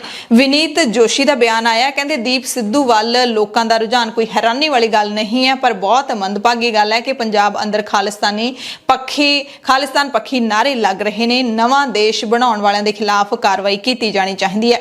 ਇਸੇ ਤਰ੍ਹਾਂ ਹੀ BJP ਦੇ ਲੀਡਰ ਹਰਜੀਤ ਸਿੰਘ ਗਰੇਵਾਲ ਨੇ ਕਿਹਾ ਕਿ ਮੈਂ ਦੀਪ ਸਿੱਧੂ ਦੀ ਸੋਚ ਨਾਲ ਸਹਿਮਤ ਨਹੀਂ ਹਾਂ ਕਿਉਂਕਿ ਉਹ ਸੋਚ ਦੇਸ਼ ਨੂੰ ਵੰਡਣ ਦੀ ਗੱਲ ਕਰਦੀ ਸੀ ਤੇ ਖਾਲਿਸਤਾਨ ਦੇ ਨਾਅਰੇ ਲਾਉਣ ਵਾਲਿਆਂ ਖਿਲਾਫ ਕਾਰਵਾਈ ਦੀ ਵੀ ਮੰਗ ਕੀਤੀ ਹੈ। ਦਿੱਲੀ ਕਮੇਟੀ ਦੇ ਸਾਬਕਾ ਪ੍ਰਧਾਨ ਤੇ ਹੁਣ BJP ਦੇ ਬਣ ਚੁੱਕੇ ਮਨਜਿੰਦਰ ਸਿੰਘ ਸਿਰਸਾ ਵੀ ਦੀਪ ਸਿੱਧੂ ਦੇ ਘਰ ਪਹੁੰਚੇ, ਪਰਿਵਾਰ ਦੇ ਨਾਲ ਦੁੱਖ ਸਾਂਝਾ ਕੀਤਾ। ਇਹ ਭੋਗ ਤੋਂ ਪਹਿਲਾਂ ਦੀਆਂ ਤਸਵੀਰਾਂ ਨੇ ਤੇ ਮਨਜਿੰਦਰ ਸਿੰਘ ਸਿਰਸਾ ਨੇ ਕਿਹਾ ਕਿ ਮੈਂ ਦੀਪ ਸਿੱਧੂ ਨੂੰ ਨਿੱਜੀ ਤੌਰ ਤੇ ਕਈ ਵਾਰੀ ਮਿਲਿਆ ਹਾਂ ਤੇ ਜਿਉਂਦੇ ਜੀ ਦੀਪ ਸਿੱਧੂ ਉਦੋਂ ਦੀ ਸੋਚ ਨੂੰ ਸਮਝਿਆ ਨਹੀਂ ਜਾ ਸਕਿਆ। ਅਫਸੋਸ ਹੈ ਕਿ ਸਾਰੇ ਲੋਕ ਉਸ ਦੀ ਸੋਚ ਨੂੰ ਨਹੀਂ ਸਮਝ ਸਕੇ ਤੇ ਪਰ ਇਹਦੇ ਵਿੱਚ ਵੀ ਬੜੀ ਵਧੀਆ ਗੱਲ ਹੈ ਕਿ ਮੌਤ ਤੋਂ ਬਾਅਦ ਲੋਕਾਂ ਨੇ ਜ਼ਰੂਰ ਉਹਦੀ ਸੋਚ ਨੂੰ ਸਮਝ ਤਾਂ ਲਿਆ ਹੈ, ਉਹਦੀ ਸੋਚ ਤੇ ਚੱਲ ਤਾਂ ਰਹੇ ਨੇ। ਅਗਲੀ ਵੱਡੀ ਖਬਰ ਪੰਜਾਬ ਦੇ ਡਰੱਗ ਤਸਕਰੀ ਮਾਮਲੇ ਦੇ ਨਾਲ ਜੁੜੀ ਹੋਈ ਹੈ। ਅਕਾਲੀ ਲੀਡਰ ਬਿਕਰਮ ਮਜੀਠੀਆ ਨੇ ਮੋਹਾਲੀ ਦੀ ਅਦਾਲਤ ਦੇ ਵਿੱਚ ਸਰੈਂਡਰ ਕਰ ਦਿੱਤਾ, ਜਿਸ ਤੋਂ ਬਾਅਦ ਬਿਕਰਮ ਸਿੰਘ ਮਜੀਠੀਆ ਨੂੰ ਨਸ਼ਾ ਤਸਕਰੀ ਕੇਸ ਦੇ ਵਿੱਚ ਜੇਲ੍ਹ ਭੇਜ ਦਿੱਤਾ ਗਿਆ ਹੈ। ਪੰਜਾਬ ਦੇ ਸਾਬਕਾ ਮੰਤਰੀ ਤੇ ਅਕਾਲੀ ਦਲ ਦੇ ਸੀਨੀਅਰ ਲੀਡਰ ਨਸ਼ਾ ਤਸਕਰੀ ਮਾਮਲੇ ਦੇ ਵਿੱਚ ਫਸੇ ਹੋਏ ਨੇ। ਮਜੀਠੀਆ ਨੂੰ 8 ਮਾਰਚ ਤੱਕ ਜੇਲ੍ਹ ਭੇਜਿਆ ਗਿਆ, ਯਾਨੀ ਕਿ 14 ਦਿਨਾਂ ਦੀ ਨਿਆਇਕ ਹਿਰਾਸਤ ਵਿੱਚ ਭੇਜਿਆ ਗਿਆ। ਵੀਰਵਾਰ ਸਵੇਰੇ ਹੀ ਮਜੀਠੀਆ ਨੇ ਮੋਹਾਲੀ ਅਦਾਲਤ ਵਿੱਚ ਆਤਮ ਸਮਰਪਣ ਕਰ ਦਿੱਤਾ ਸੀ। 31 ਜਨਵਰੀ ਨੂੰ ਸੁਪਰੀਮ ਕੋਰਟ ਨੇ ਅਕਾਲੀ ਲੀਡਰ ਨੂੰ ਵੱਡੀ ਰਾਹਤ ਦਿੰਦਿਆਂ 23 ਫਰਵਰੀ ਤੱਕ ਗ੍ਰਿਫਤਾਰੀ ਤੇ ਰੋਕ ਲਾਈ ਸੀ। ਦੇਸ਼ ਦੀ ਸਿਖਰਲੀ ਅਦਾਲਤ ਦੇ ਇਸ ਫੈਸਲੇ ਕਾਰਨ ਮਜੀਠੀਆ ਬੇਖੌਫ ਹੋ ਕੇ ਅੰਮ੍ਰਿਤਸਰ ਪੂਰਬੀ ਦੀ ਚੋਣ ਲੜ ਸਕੇ ਨੇ। ਸਰਵਉੱਚ ਅਦਾਲਤ ਨੇ ਮਜੀਠੀਆ ਨੂੰ ਇਹ ਹੁਕਮ ਵੀ ਦਿੱਤੇ ਸੀ ਕਿ ਉਹ ਹੇਠਲੀ ਅਦਾਲਤ ਵਿੱਚ ਜੱਜ ਦੇ ਮੂਹਰੇ ਪੇਸ਼ ਹੋ ਕੇ ਪੱਕੀ ਜ਼ਮਾਨਤ ਦੇ ਲਈ ਅਰਜ਼ੀ ਦਾਇਰ ਕਰੇ, ਜਿਸ ਤੋਂ ਬਾਅਦ ਮਜੀਠੀਆ ਜ਼ਮਾਨਤ ਲਈ ਅਰਜ਼ੀ ਦਾਇਰ ਕਰਨ ਦੇ ਵਾਸਤੇ ਅਦਾਲਤ ਵਿੱਚ ਪੇਸ਼ ਹੋਇਆ। ਜਦੋਂ ਪੁਲਿਸ ਨੇ ਹਿਰਾਸਤ ਵਿੱਚ ਲੈ ਕੇ ਪੁੱਛਗਿੱਛ ਕਰਨ ਦੀ ਗੱਲ ਕਹੀ। ਇਸ ਤੋਂ ਬਾਅਦ ਅਦਾਲਤ ਨੇ ਪੁਲਿਸ ਨੂੰ ਮਜੀਠੀਆ ਤੋਂ ਪੁੱਛ ਪੜਤਾਲ ਦੇ ਲਈ ਪੁਲਿਸ ਨੂੰ ਇਜਾਜ਼ਤ ਦੇ ਦਿੱਤੀ। AIG ਬਲਰਾਜ ਸਿੰਘ ਦੀ ਅਗਵਾਈ ਦੇ ਵਿੱਚ ਪੰਜਾਬ ਪੁਲਿਸ ਦੀ ਸਿੱਟ ਨੇ ਅਦਾਲਤ ਦੇ ਵਿੱਚ ਹੀ ਉਸ ਤੋਂ ਕਰੀਬ 1.5 ਘੰਟੇ ਤੱਕ ਪੁੱਛਗਿੱਛ ਕੀਤੀ। ਪੁਲਿਸ ਹਿਰਾਸਤ ਦੀ ਮੰਗ ਕੀਤੀ, ਯਾਨੀ ਕਿ ਪੁਲਿਸ ਕਸਟਡੀ ਦੀ, ਪੁਲਿਸ ਰਿਮਾਂਡ ਦੀ ਮੰਗ ਕੀਤੀ, ਪਰ ਅਦਾਲਤ ਨੇ ਮਜੀਠੀਆ ਨੂੰ ਜੁਡੀਸ਼ੀਅਲ ਰਿਮਾਂਡ ਦੇ ਵਿੱਚ ਭੇਜ ਦਿੱਤਾ ਹੈ। ਮਜੀਠੀਆ ਦੀ ਰੈਗੂਲਰ ਜ਼ਮਾਨਤ ਦੀ ਸੁਣਵਾਈ ਵੀ ਹੋਈ, ਜਿਸ ਨੂੰ 25 ਫਰਵਰੀ ਤੱਕ ਟਾਲ ਦਿੱਤਾ ਗਿਆ। ਪੰਜਾਬ ਸਰਕਾਰ ਦੇ ਵੱਲੋਂ ਮਜੀਠੀਆ ਦੇ ਖਿਲਾਫ ਨਸ਼ਾ ਤਸਕਰੀ ਦਾ ਕੇਸ ਦਰਜ ਕੀਤਾ ਗਿਆ ਸੀ। ਮਜੀਠੀਆ ਨੇ ਹੇਠਲੀ ਅਦਾਲਤ ਦੇ ਵਿੱਚ ਜ਼ਮਾਨਤ ਲਈ ਅਰਜ਼ੀ ਦਿੱਤੀ ਤਾਂ ਰੱਦ ਹੋ ਗਈ। ਫਿਰ ਹਾਈ ਕੋਰਟ ਦੇ ਵਿੱਚ ਪਹੁੰਚੇ, ਉੱਥੇ ਵੀ ਰੱਦ ਹੋਈ, ਤਾਂ ਸੁਪਰੀਮ ਕੋਰਟ ਦੇ ਵਿੱਚ ਪਹੁੰਚੇ। ਸੁਪਰੀਮ ਕੋਰਟ ਨੇ ਰਾਹਤ ਤਾਂ ਦੇ ਦਿੱਤੀ, ਪਰ ਨਾਲ ਹੀ ਇਹ ਵੀ ਕਿਹਾ ਕਿ ਜ਼ਮਾਨਤ ਹੇਠਲੀ ਅਦਾਲਤ ਤੋਂ ਹੀ ਮਿਲਣੀ ਹੈ। ਮਜੀਠੀਆ ਨੂੰ 23 ਫਰਵਰੀ ਤੱਕ ਗ੍ਰਿਫਤਾਰੀ ਤੋਂ ਛੋਟ ਦਿੱਤੀ ਗਈ ਸੀ ਤੇ ਅਗਲੇ ਦਿਨ ਅਦਾਲਤ ਮੂਹਰੇ ਪੇਸ਼ ਹੋਣ ਦੇ ਹੁਕਮ ਦਿੱਤੇ ਗਏ ਸੀ ਤੇ ਹੁਕਮਾਂ ਮੁਤਾਬਿਕ ਮਜੀਠੀਆ ਅਦਾਲਤ ਦੇ ਵਿੱਚ ਪੇਸ਼ ਹੋਏ, ਪਰ ਅਦਾਲਤ ਨੇ ਦੋਹਾਂ ਧਿਰਾਂ ਦੀ ਬਹਿਸ ਸੁਣਨ ਤੋਂ ਬਾਅਦ ਮੁਲਜ਼ਮ ਮਜੀਠੀਆ ਨੂੰ ਜੁਡੀਸ਼ੀਅਲ ਰਿਮਾਂਡ ਦੇ ਕੇ 8 ਮਾਰਚ ਤੱਕ ਜੇਲ੍ਹ ਦੀਆਂ ਰੋਟੀਆਂ ਖਾਣ ਲਈ ਕਹਿ ਦਿੱਤਾ। ਅਦਾਲਤ ਦੇ ਫੈਸਲੇ ਤੋਂ ਬਾਅਦ ਬਿਕਰਮ ਮਜੀਠੀਆ ਨੇ ਕਿਹਾ ਕਿ ਮੈਂ ਚੜ੍ਹਦੀ ਕਲਾ ਦੇ ਵਿੱਚ ਹਾਂ, ਸਿਆਸੀ ਰੰਜਿਸ਼ ਤਹਿਤ ਮੈਨੂੰ ਫਸਾਇਆ ਗਿਆ ਹੈ, ਰੱਬ ਤੇ ਲੋਕਾਂ ਦੀ ਕਚਹਿਰੀ ਵਿੱਚ ਮੈਨੂੰ ਇਨਸਾਫ ਮਿਲੂਗਾ। ਮੈਂ ਸੁਪਰੀਮ ਕੋਰਟ ਦੇ ਹੁਕਮਾਂ ਦਾ ਪਾਬੰਦ ਹਾਂ, ਸੱਚ ਦੀ ਜਿੱਤ ਹੋਏਗੀ, ਸਾਜ਼ਿਸ਼ਾਂ ਫੇਲ ਹੋਣਗੀਆਂ। ਚੜ੍ਹਦੀ ਕਲਾ ਜੀ, ਸੱਚ ਦੀ ਜਿੱਤ ਹੋਊਗੀ, ਸਾਜ਼ਿਸ਼ਾਂ ਫੇਲ ਹੋਣਗੀਆਂ। ਸਿਆਸੀ ਰੰਜਿਸ਼ਬਾਜ਼ੀ ਆ, ਜਿੱਤ ਰੱਬ ਦੀ ਕਚਹਿਰੀ ਤੇ ਲੋਕਾਂ ਦੀ ਕਚਹਿਰੀ 'ਚ ਵੱਡੀ ਜਿੱਤ ਹੋਊ। ਬਿਕਰਮ ਮਜੀਠੀਆ ਨੂੰ ਸੰਗਰੂਰ ਜੇਲ੍ਹ ਦੇ ਵਿੱਚ ਭੇਜਿਆ ਗਿਆ ਹੈ। ਇਸ ਮੌਕੇ ਅਕਾਲੀ ਲੀਡਰ ਡਾਕਟਰ ਦਲਜੀਤ ਸਿੰਘ ਚੀਮਾ ਵੀ ਮੌਕੇ ਤੇ ਪਹੁੰਚੇ। ਡਾਕਟਰ ਦਲਜੀਤ ਸਿੰਘ ਚੀਮਾ ਨੇ ਕਿਹਾ ਕਿ ਅਦਾਲਤ ਜੋ ਫੈਸਲਾ ਲਏਗੀ ਸਾਨੂੰ ਮਨਜ਼ੂਰ ਹੋਵੇਗਾ ਤੇ ਇਹ ਇੱਕ ਝੂਠਾ ਕੇਸ ਹੈ ਜਿਸ ਦੇ ਵਿੱਚੋਂ ਮਜੀਠੀਆ ਸਾਫ਼ ਨਿਕਲ ਆਉਣਗੇ। ਇਸੇ ਤਰ੍ਹਾਂ ਅਕਾਲੀ ਲੀਡਰ ਸਿਕੰਦਰ ਸਿੰਘ ਮਲੂਕਾ ਨੇ ਵੀ ਕਿਹਾ ਕਿ ਸਾਨੂੰ ਕਾਨੂੰਨ ਤੇ ਭਰੋਸਾ ਹੈ। ਕਾਂਗਰਸ ਲੀਡਰ ਕੁਲਦੀਪ ਸਿੰਘ ਵੈਦ ਨੇ ਕਿਹਾ ਕਾਨੂੰਨੀ ਪ੍ਰਕਿਰਿਆ ਚੱਲ ਰਹੀ ਹੈ, ਤੈਅ ਉਸਨੇ ਕਰਨਾ ਹੈ, ਅਦਾਲਤ ਨੇ ਕਰਨਾ ਹੈ ਕਿ ਕੀ ਸਹੀ ਹੈ ਕੀ ਗਲਤ ਹੈ। ਸ਼੍ਰੋਮਣੀ ਅਕਾਲੀ ਦਲ ਦੇ ਸਰਪ੍ਰਸਤ ਅਤੇ ਸਾਬਕਾ ਮੁੱਖ ਮੰਤਰੀ ਪ੍ਰਕਾਸ਼ ਸਿੰਘ ਬਾਦਲ ਸ਼੍ਰੋਮਣੀ ਅਕਾਲੀ ਦਲ ਦੇ ਦੋਹਰੇ ਸੰਵਿਧਾਨ ਮਾਮਲੇ ਦੇ ਵਿੱਚ RTI ਐਕਟਿਵਿਸਟ ਬਲਵੰਤ ਸਿੰਘ ਖੇੜਾ ਦੇ ਵੱਲੋਂ ਪਾਏ ਗਏ ਕੇਸ ਦੇ ਵਿੱਚ ਜ਼ਿਲ੍ਹਾ ਸੈਸ਼ਨ ਕੋਰਟ ਦੇ ਵਿੱਚ ਪੇਸ਼ ਹੋਏ। ਇਸ ਮੌਕੇ ਪ੍ਰਕਾਸ਼ ਸਿੰਘ ਬਾਦਲ ਨੂੰ ਅਦਾਲਤ ਨੇ ਰਾਹਤ ਦਿੰਦਿਆਂ ਜ਼ਮਾਨਤ ਦੇ ਦਿੱਤੀ ਹੈ। ਪਿਛਲੀਆਂ ਕਈ ਸੁਣਵਾਈਆਂ ਦੇ ਵਿੱਚ ਪ੍ਰਕਾਸ਼ ਸਿੰਘ ਬਾਦਲ ਨਿੱਜੀ ਤੌਰ ਤੇ ਪੇਸ਼ ਨਹੀਂ ਹੋਏ ਸੀ, ਬਿਮਾਰੀ ਦਾ ਤਰਕ ਦੇ ਦਿੰਦੇ ਰਹੇ ਨੇ ਤੇ ਪਹਿਲੀ ਵਾਰੀ ਪ੍ਰਕਾਸ਼ ਸਿੰਘ ਬਾਦਲ ਖੁਦ ਪੇਸ਼ ਹੋਏ ਨੇ ਤੇ ਉਹਨਾਂ ਨੂੰ ਜ਼ਮਾਨਤ ਮਿਲ ਗਈ ਹੈ। ਸੁਣਵਾਈ ਵਕਤ ਹਾਜ਼ਰ ਰਹਿਣ ਤੋਂ ਛੂਟ ਵੀ ਦੇ ਦਿੱਤੀ ਹੈ। ਕਰਨਾਟਕਾ ਦੇ ਵਿੱਚ ਜਿੱਥੇ ਹਿਜਾਬ ਵਿਵਾਦ ਚੱਲ ਰਿਹਾ ਹੈ, ਉੱਥੇ ਹੀ ਇੱਕ ਅੰਮ੍ਰਿਤਧਾਰੀ ਤੇ ਦਸਤਾਰਧਾਰੀ ਸਿੱਖ ਲੜਕੀ ਨੂੰ ਵੀ ਇੱਕ ਕਾਲਜ ਪ੍ਰਬੰਧਕਾਂ ਨੇ ਦਸਤਾਰ ਉਤਾਰ ਕੇ ਕਾਲਜ ਵਿੱਚ ਆਉਣ ਦੇ ਲਈ ਕਿਹਾ। ਕਰਨਾਟਕਾ ਹਾਈ ਕੋਰਟ ਨੇ ਹਿਜਾਬ ਨਾਲ ਸੰਬੰਧਿਤ ਸਾਰੀਆਂ ਪਟੀਸ਼ਨਾਂ ਤੇ ਅੰਤਰਿਮ ਆਦੇਸ਼ ਵਿੱਚ ਸੂਬੇ ਦੇ ਸਾਰੇ ਵਿਦਿਆਰਥੀਆਂ ਨੂੰ ਕਲਾਸਰੂਮ ਦੇ ਅੰਦਰ ਭਗਵੇਂ ਸ਼ਾਲ, ਸਕਾਰਫ, ਹਿਜਾਬ ਅਤੇ ਕਿਸੇ ਵੀ ਧਾਰਮਿਕ ਝੰਡੇ ਨੂੰ ਪਹਿਨਣ ਤੋਂ ਰੋਕ ਦਿੱਤਾ। ਕਾਲਜ ਅਧਿਕਾਰੀਆਂ ਨੇ ਕਿਹਾ ਕਿ ਉਹਨਾਂ ਨੇ 16 ਫਰਵਰੀ ਨੂੰ ਵਿਦਿਅਕ ਸੰਸਥਾਵਾਂ ਦੇ ਮੁੜ ਖੁੱਲਣ ਤੇ ਵਿਦਿਆਰਥੀਆਂ ਨੂੰ ਅਦਾਲਤ ਦੇ ਹੁਕਮਾਂ ਬਾਰੇ ਸੂਚਿਤ ਕੀਤਾ ਸੀ। ਹਾਲਾਂਕਿ ਪ੍ਰੀ ਯੂਨੀਵਰਸਿਟੀ ਸਿੱਖਿਆ ਦੇ ਡਿਪਟੀ ਡਾਇਰੈਕਟਰ ਨੇ ਇਸ ਹਫ਼ਤੇ ਦੇ ਸ਼ੁਰੂ ਵਿੱਚ ਕਾਲਜ ਦੇ ਦੌਰੇ ਦੌਰਾਨ ਹਿਜਾਬ ਵਿੱਚ ਲੜਕੀਆਂ ਦੇ ਗਰੁੱਪ ਨੂੰ ਦੇਖ ਕੇ ਉਹਨਾਂ ਨੂੰ ਅਦਾਲਤ ਦੇ ਹੁਕਮਾਂ ਦੀ ਪਾਲਣਾ ਕਰਨ ਲਈ ਵੀ ਕਿਹਾ ਸੀ। ਕਾਲਜ ਨੇ ਸਿੱਖ ਲੜਕੀ ਦੇ ਪਿਤਾ ਨਾਲ ਸੰਪਰਕ ਕੀਤਾ ਅਤੇ ਉਹਨਾਂ ਨੂੰ ਅਦਾਲਤ ਦੇ ਹੁਕਮਾਂ ਦੀ ਪਾਲਣਾ ਬਾਰੇ ਵੀ ਦੱਸਿਆ ਤੇ ਕਾਲਜ ਵਿਦਿਆਰਥਣ ਇਸ ਸਿੱਖ ਲੜਕੀ ਨੇ ਪਰਿਵਾਰ ਸਮੇਤ ਸਾਫ਼ ਤੌਰ ਤੇ ਕਹਿ ਦਿੱਤਾ ਹੈ ਕਿ ਉਹ ਦਸਤਾਰ ਨਹੀਂ ਉਤਾਰੇਗੀ, ਦਸਤਾਰ ਉਤਾਰ ਕੇ ਕਾਲਜ ਦੇ ਵਿੱਚ ਨਹੀਂ ਆਏਗੀ। ਹਾਈ ਕੋਰਟ ਦੇ ਸਰਕਾਰੀ ਹੁਕਮਾਂ ਦੇ ਵਿੱਚ ਹਾਲਾਂਕਿ ਸਿੱਖ ਦੀ ਦਸਤਾਰ ਬਾਰੇ ਕੋਈ ਜ਼ਿਕਰ ਨਹੀਂ ਹੈ। ਸ਼੍ਰੀ ਅਕਾਲ ਤਖਤ ਸਾਹਿਬ ਦੇ ਕਾਰਜਕਾਰੀ ਜਥੇਦਾਰ ਗਿਆਨੀ ਹਰਪ੍ਰੀਤ ਸਿੰਘ ਨੇ ਕਰਨਾਟਕਾ ਦੇ ਬੰਗਲੌਰ ਦੇ ਕੇਂਦਰੀ ਵਿਦਿਆਲਿਆ ਦੇ ਵਿੱਚ ਇੱਕ ਦਸਤਾਰਧਾਰੀ ਸਿੱਖ ਬੱਚੀ ਨੂੰ ਦਾਖਲ ਹੋਣ ਤੋਂ ਰੋਕਣ ਦਾ ਸਖਤ ਨੋਟਿਸ ਲਿਆ ਹੈ। ਉਹਨਾਂ ਨੇ ਐਸਜੀਪੀਸੀ ਨੂੰ ਇਸ ਮਾਮਲੇ ਵਿੱਚ ਦਖਲ ਦੇ ਕੇ ਤੁਰੰਤ ਕਾਰਵਾਈ ਕਰਨ ਲਈ ਕਿਹਾ ਹੈ। ਉਹਨਾਂ ਨੇ ਤੇਲੰਗਾਨਾ ਦੇ ਹੈਦਰਾਬਾਦ ਦੇ ਵਿੱਚ ਇੱਕ ਨਾਬਾਲਿਗ ਸਿੱਖ ਲੜਕੀ ਦੇ ਨਾਲ ਸਿੱਖ ਬੱਚੀ ਦੇ ਨਾਲ ਪਿਛਲੇ ਦਿਨੀ ਜੋ ਸਮੂਹਿਕ ਬਲਾਤਕਾਰ ਕੀਤਾ ਗਿਆ ਹੈ, ਮਾੜਾ ਕੁਕਰਮ ਕੀਤਾ, ਉਸ ਤੋਂ ਬਾਅਦ ਉਸ ਦਾ ਕਤਲ ਕੀਤਾ, ਉਸ ਦੀ ਵੀ ਸਖਤ ਨਿੰਦਿਆ ਕਰਦਿਆਂ ਦੋਸ਼ੀਆਂ ਨੂੰ ਸਖਤ ਸਜ਼ਾਵਾਂ ਦੇਣ ਦੀ ਮੰਗ ਕੀਤੀ ਹੈ। ਸਿੰਘ ਸਾਹਿਬ ਨੇ ਕਿਹਾ ਕਿ ਸਰਕਾਰਾਂ ਦੀ ਨਲਾਇਕੀ ਦਾ ਨਤੀਜਾ ਹੈ, ਜਿਸ ਕਰਕੇ ਅਜਿਹੀਆਂ ਘਟਨਾਵਾਂ ਵਾਰ-ਵਾਰ ਵਾਪਰਦੀਆਂ ਨੇ, ਆਪਣੇ ਮੁਲਕ ਦੇ ਵਿੱਚ ਹੀ ਵਾਪਰਦੀਆਂ ਨੇ। ਪੰਜਾਬ ਦੇ ਵਿੱਚ ਵੋਟਾਂ ਪੈਣ ਤੋਂ ਬਾਅਦ ਲੋਕਾਂ ਦੇ ਵਿੱਚ ਜਿਹੜੀਆਂ ਚਰਚਾਵਾਂ ਦਾ ਬਾਜ਼ਾਰ ਗਰਮ ਸੀ ਕਿ ਸਰਕਾਰ ਕਿਹਦੀ ਬਣਨੀ, ਉਹ ਥੋੜਾ ਜਿਹਾ ਥੰਮਿਆ ਹੈ। ਦੀਪ ਸਿੱਧੂ ਦੀ ਅੰਤਿਮ ਅਰਦਾਸ ਦੇ ਮੌਕੇ ਲੋਕ ਵੋਟਾਂ ਨੂੰ ਇੱਕ ਵਾਰੀ ਤਾਂ ਭੁੱਲ ਗਏ ਨੇ ਤੇ ਵਾਪਸ ਫਿਰ ਤੋਂ ਇਹ ਚਰਚਾ ਸ਼ੁਰੂ ਹੋ ਸਕਦੀ ਹੈ। ਇਸੇ ਦਰਮਿਆਨ ਇੱਕ ਖਬਰ ਤੁਹਾਨੂੰ ਦੱਸ ਦਿੰਦੇ ਹਾਂ। ਆਮ ਆਦਮੀ ਪਾਰਟੀ ਪੰਜਾਬ ਦੇ ਮੁੱਖ ਮੰਤਰੀ ਅਹੁਦੇ ਦੇ ਉਮੀਦਵਾਰ ਤੇ ਸੰਸਦ ਮੈਂਬਰ ਭਗਵੰਤ ਮਾਨ ਨੇ ਦਾਅਵਾ ਕੀਤਾ ਹੈ ਕਿ ਪੰਜਾਬ ਸੂਬੇ ਵਿੱਚ ਚੱਲਦੇ ਡਰੱਗ ਮਾਫੀਆ ਤੇ ਨਸ਼ੇ ਦੇ ਕਹਿਰ ਬਾਰੇ ਹੁਣ ਸੱਤਾਧਾਰੀ ਕਾਂਗਰਸ ਦੇ ਆਗੂ ਵੀ ਦੁਹਾਈ ਪਾਉਣ ਲੱਗੇ ਨੇ।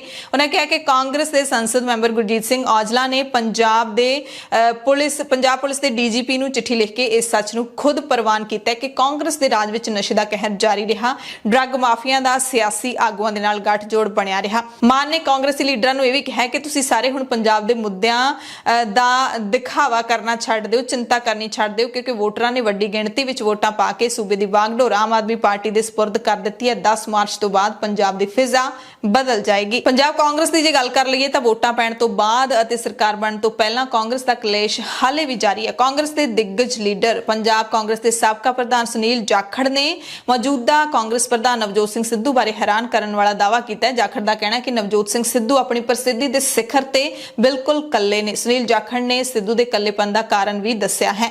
ਦਾ ਕਾਰਵਾ ਨੂੰ ਇੰਟਰਵਿਊ ਦਿੱਤਾ ਹੈ। ਸੁਨੀਲ ਜਾਖੜ ਨੇ ਕਿਹਾ ਕਿ ਨਵਜੋਤ ਸਿੰਘ ਸਿੱਧੂ 23 ਜੁਲਾਈ ਨੂੰ ਪੰਜਾਬ ਕਾਂਗਰਸ ਦੇ ਪ੍ਰਧਾਨ ਬਣੇ ਸੀ, ਉਹਨਾਂ ਦੀ ਪ੍ਰਸਿੱਧੀ ਸਿਖਰ ਤੇ ਸੀ, ਪਰ ਸਿੱਧੂ ਨੇ ਸਟੇਜ ਤੋਂ ਕੈਪਟਨ ਅਮਰਿੰਦਰ ਸਿੰਘ ਪ੍ਰਤੀ ਸਹੀ ਵਿਵਹਾਰ ਨਹੀਂ ਕੀਤਾ। ਉਸ ਦਿਨ ਤੋਂ ਹੀ ਸਿੱਧੂ ਦਾ ਪਤਨ ਸ਼ੁਰੂ ਹੋ ਗਿਆ। ਅੱਜ ਉਹ ਪ੍ਰਸਿੱਧੀ ਦੇ ਸਿਖਰ ਤੇ ਬਿਲਕੁਲ ਕੱਲੇ ਨੇ। ਅਗਲੀ ਖਬਰ ਪੰਜਾਬ ਦੇ ਇੱਕ ਗਾਇਕ ਦੇ ਨਾਲ ਜੁੜੀ ਹੋਈ ਹੈ, ਲੋਕ ਪੱਖੀ ਗਾਇਕ ਦੇ ਨਾਲ ਜੁੜੀ ਹੋਈ ਹੈ, ਜਿਹੜੇ ਸਦੀਵੀ ਵਿਛੋੜਾ ਦੇ ਗਏ ਨੇ। ਇਪਟਾ ਲਹਿਰ ਦੇ ਬਾਨੀ ਤੇ ਲੋਕ ਪੱਖੀ ਗਾਇਕ ਅਮਰਜੀਤ ਗੁਰਦਾਸਪੁਰੀ ਇਸ ਦੁਨੀਆ ਤੇ ਨਹੀਂ ਰਹੇ।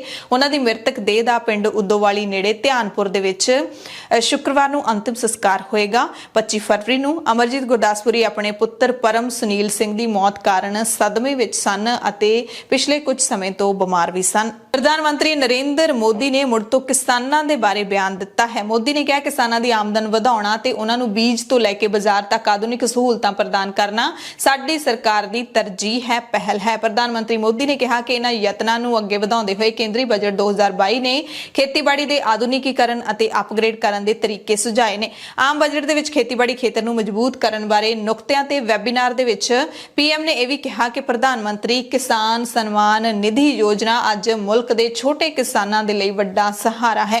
ਇਸ ਯੋਜਨਾ ਤਹਿਤ ਦੇਸ਼ ਦੇ 11 ਕਰੋੜ ਕਿਸਾਨਾਂ ਨੂੰ ਕਰੀਬ 2 ਲੱਖ ਕਰੋੜ ਰੁਪਏ ਦਿੱਤੇ ਗਏ ਨੇ। ਹਾਲਾਂਕਿ ਜਿਹੜੀ ਯੋਜਨਾ ਹੈ ਇਸ ਦੇ ਤਹਿਤ ਹਰ ਕਿਸਾਨ ਨੂੰ 1 ਸਾਲ ਦੇ ਵਿੱਚ ਸਿਰਫ 6000 ਰੁਪਏ ਦਿੱਤੇ ਜਾਂਦੇ ਨੇ, ਯਾਨੀ ਕਿ ਮਹੀਨੇ ਦਾ ਸਿਰਫ 500 ਰੁਪਇਆ। ਇੰਨੇ ਕੁ ਰੁਪਈਆਂ ਦੇ ਨਾਲ ਕਿਸਾਨਾਂ ਦਾ ਕੀ ਕੁਝ ਸੰਵਰਦਾ ਹੋਵੇਗਾ ਇਹ ਆਪਾਂ ਵੀ ਸਾਰੇ ਜਾਣਦੇ ਹਾਂ, ਪਰ ਮੋਦੀ ਜੀ ਕਹਿੰਦੇ ਨੇ ਇਹ ਕਿ ਵੱਡਾ ਸਹਾਰਾ ਹੈ ਛੋਟੇ ਕਿਸਾਨਾਂ ਦੇ ਲਈ। ਮੋਦੀ ਨੇ ਕਿਹਾ ਕਿ ਕਿਸਾਨਾਂ ਦੀ ਆਮਦਨ ਵਧਾਉਣਾ, ਖੇਤੀ ਲਾਗਤ ਨੂੰ ਘਟਾਉਣਾ ਤੇ ਬੀਜ ਤੋਂ ਲੈ ਕੇ ਬਾਜ਼ਾਰ ਤੱਕ ਆਧੁਨਿਕ ਸਹੂਲਤਾਂ ਪ੍ਰਦਾਨ ਕਰਨਾ ਸਾਡੀ ਸਰਕਾਰ ਦੀ ਪਹਿਲ ਹੈ ਤੇ ਪਹਿਲ ਰਹੇਗੀ। ਬੁਲੇਟਿਨ ਦੇ ਵਿੱਚ ਹੁਣ ਯੂਕਰੇਨ ਅਤੇ ਰੂਸ ਦੀ ਗੱਲ ਕਰਦੇ ਹਾਂ। ਸਾਰੀਆਂ ਅਪਡੇਟਸ ਤੁਹਾਨੂੰ ਦਿੰਨੇ ਆ ਕਿਉਂਕਿ ਰੂਸ ਅਤੇ ਯੂਕਰੇਨ ਦੇ ਵਿੱਚ ਜੰਗ ਛਿੜ ਚੁੱਕਿਆ। ਵੀਰਵਾਰ ਸਵੇਰੇ ਰੂਸ ਦੇ ਰਾਸ਼ਟਰਪਤੀ ਵਲਾਦੀਮੀਰ ਪੁਤਿਨ ਨੇ ਖੁਦ ਇਸ ਦੀ ਜਾਣਕਾਰੀ ਦਿੱਤੀ। ਪੁਤਿਨ ਨੇ ਇੱਕ ਤਰੀਕੇ ਦੇ ਨਾਲ ਚੇਤਾਵਨੀ ਦਿੱਤੀ ਹੈ ਕਿ ਜੇ ਅਮਰੀਕਾ ਤੇ ਨਾਟੋ ਨੇ ਸਾਡੇ ਦੋਵਾਂ ਮੁਲਕਾਂ ਦੇ ਵਿਚਾਲੇ ਦਖਲ ਦਿੱਤਾ ਤਾਂ ਨਾਨੀ ਯਾਦ ਕਰਵਾ ਦੇਵਾਂਗੇ।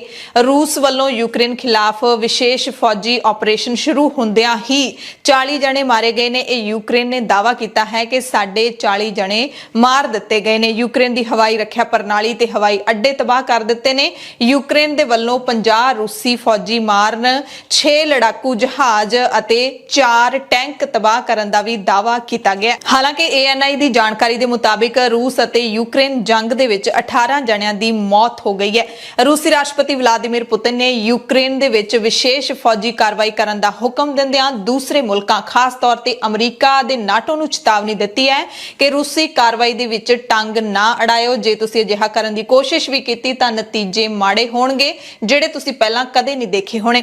ਇਸ ਦੌਰਾਨ ਰੂਸੀ ਫੌਜਾਂ ਨੇ ਕਿਹਾ ਕਿ ਉਸਨੇ ਯੂਕਰੇਨ ਦੀ ਹਵਾਈ ਰੱਖਿਆ ਪ੍ਰਣਾਲੀ ਤੇ ਹਵਾਈ ਅੱਡੇ ਤਬਾਹ ਕਰ ਦਿੱਤੇ ਨੇ, ਜਦਕਿ ਯੂਕਰੇਨ ਨੇ ਕਿਹਾ ਕਿ ਸਾਡੀਆਂ ਫੌਜਾਂ ਦੇ ਰੂਸ ਨੇ 50 ਫੌਜੀ ਮਾਰ ਦਿੱਤੇ ਨੇ, 6 ਲੜਾਕੂ ਜਹਾਜ਼ ਤਬਾਹ ਕਰ ਦਿੱਤੇ ਨੇ, 4 ਟੈਂਕ ਸਾਡੇ ਤਬਾਹ ਹੋ ਗਏ ਨੇ। ਤੇ ਯੂਕਰੇਨ ਦੇ ਰਾਸ਼ਟਰਪਤੀ ਦੇ ਸਲਾਹਕਾਰ ਨੇ ਇਹ ਵੀ ਦੱਸਿਆ ਕਿ ਇਸ ਲੜਾਈ ਦੇ ਵਿੱਚ ਸਾਡੇ ਵੀ 40 ਜਵਾਨ ਮਾਰੇ ਗਏ ਨੇ, ਦਰਜਨਾਂ ਜ਼ਖਮੀ ਹੋਏ ਨੇ, ਜਦਕਿ ਅਸੀਂ ਰੂਸ ਦੇ 50 ਫੌਜੀ ਮਾਰ ਦਿੱਤੇ ਨੇ। ਪੁਤਿਨ ਨੇ ਕਿਹਾ ਕਿ ਕਾਰਵਾਈ ਨਾਗਰਿਕਾਂ ਦੇ ਸੁਰੱਖਿਆ ਲਈ ਜ਼ਰੂਰੀ ਸੀ, ਪਰ ਇਹ ਜੰਗ ਕੈਸੀ ਜ਼ਰੂਰੀ ਹੁੰਦੀ ਹੈ ਕਿ ਜਿਹਦੇ ਵਿੱਚ ਫੌਜਾਂ ਵੀ ਮਾਰੀਆਂ ਜਾਂਦੀਆਂ ਨੇ ਤੇ ਆਮ ਲੋਕ ਵੀ ਮਾਰੇ ਜਾਂਦੇ ਨੇ, ਤੇ ਫੌਜੀ ਹੁੰਦੇ ਨੇ ਜਿਹੜੇ ਉਹ ਵੀ ਕਿਤੇ ਨਾ ਕਿਤੇ ਆਮ ਲੋਕ ਹੀ ਤਾਂ ਹੁੰਦੇ ਨੇ, ਉਹ ਸਿਰਫ ਫੌਜ ਦੀ ਨੌਕਰੀ ਕਰਦੇ ਹੁੰਦੇ ਨੇ।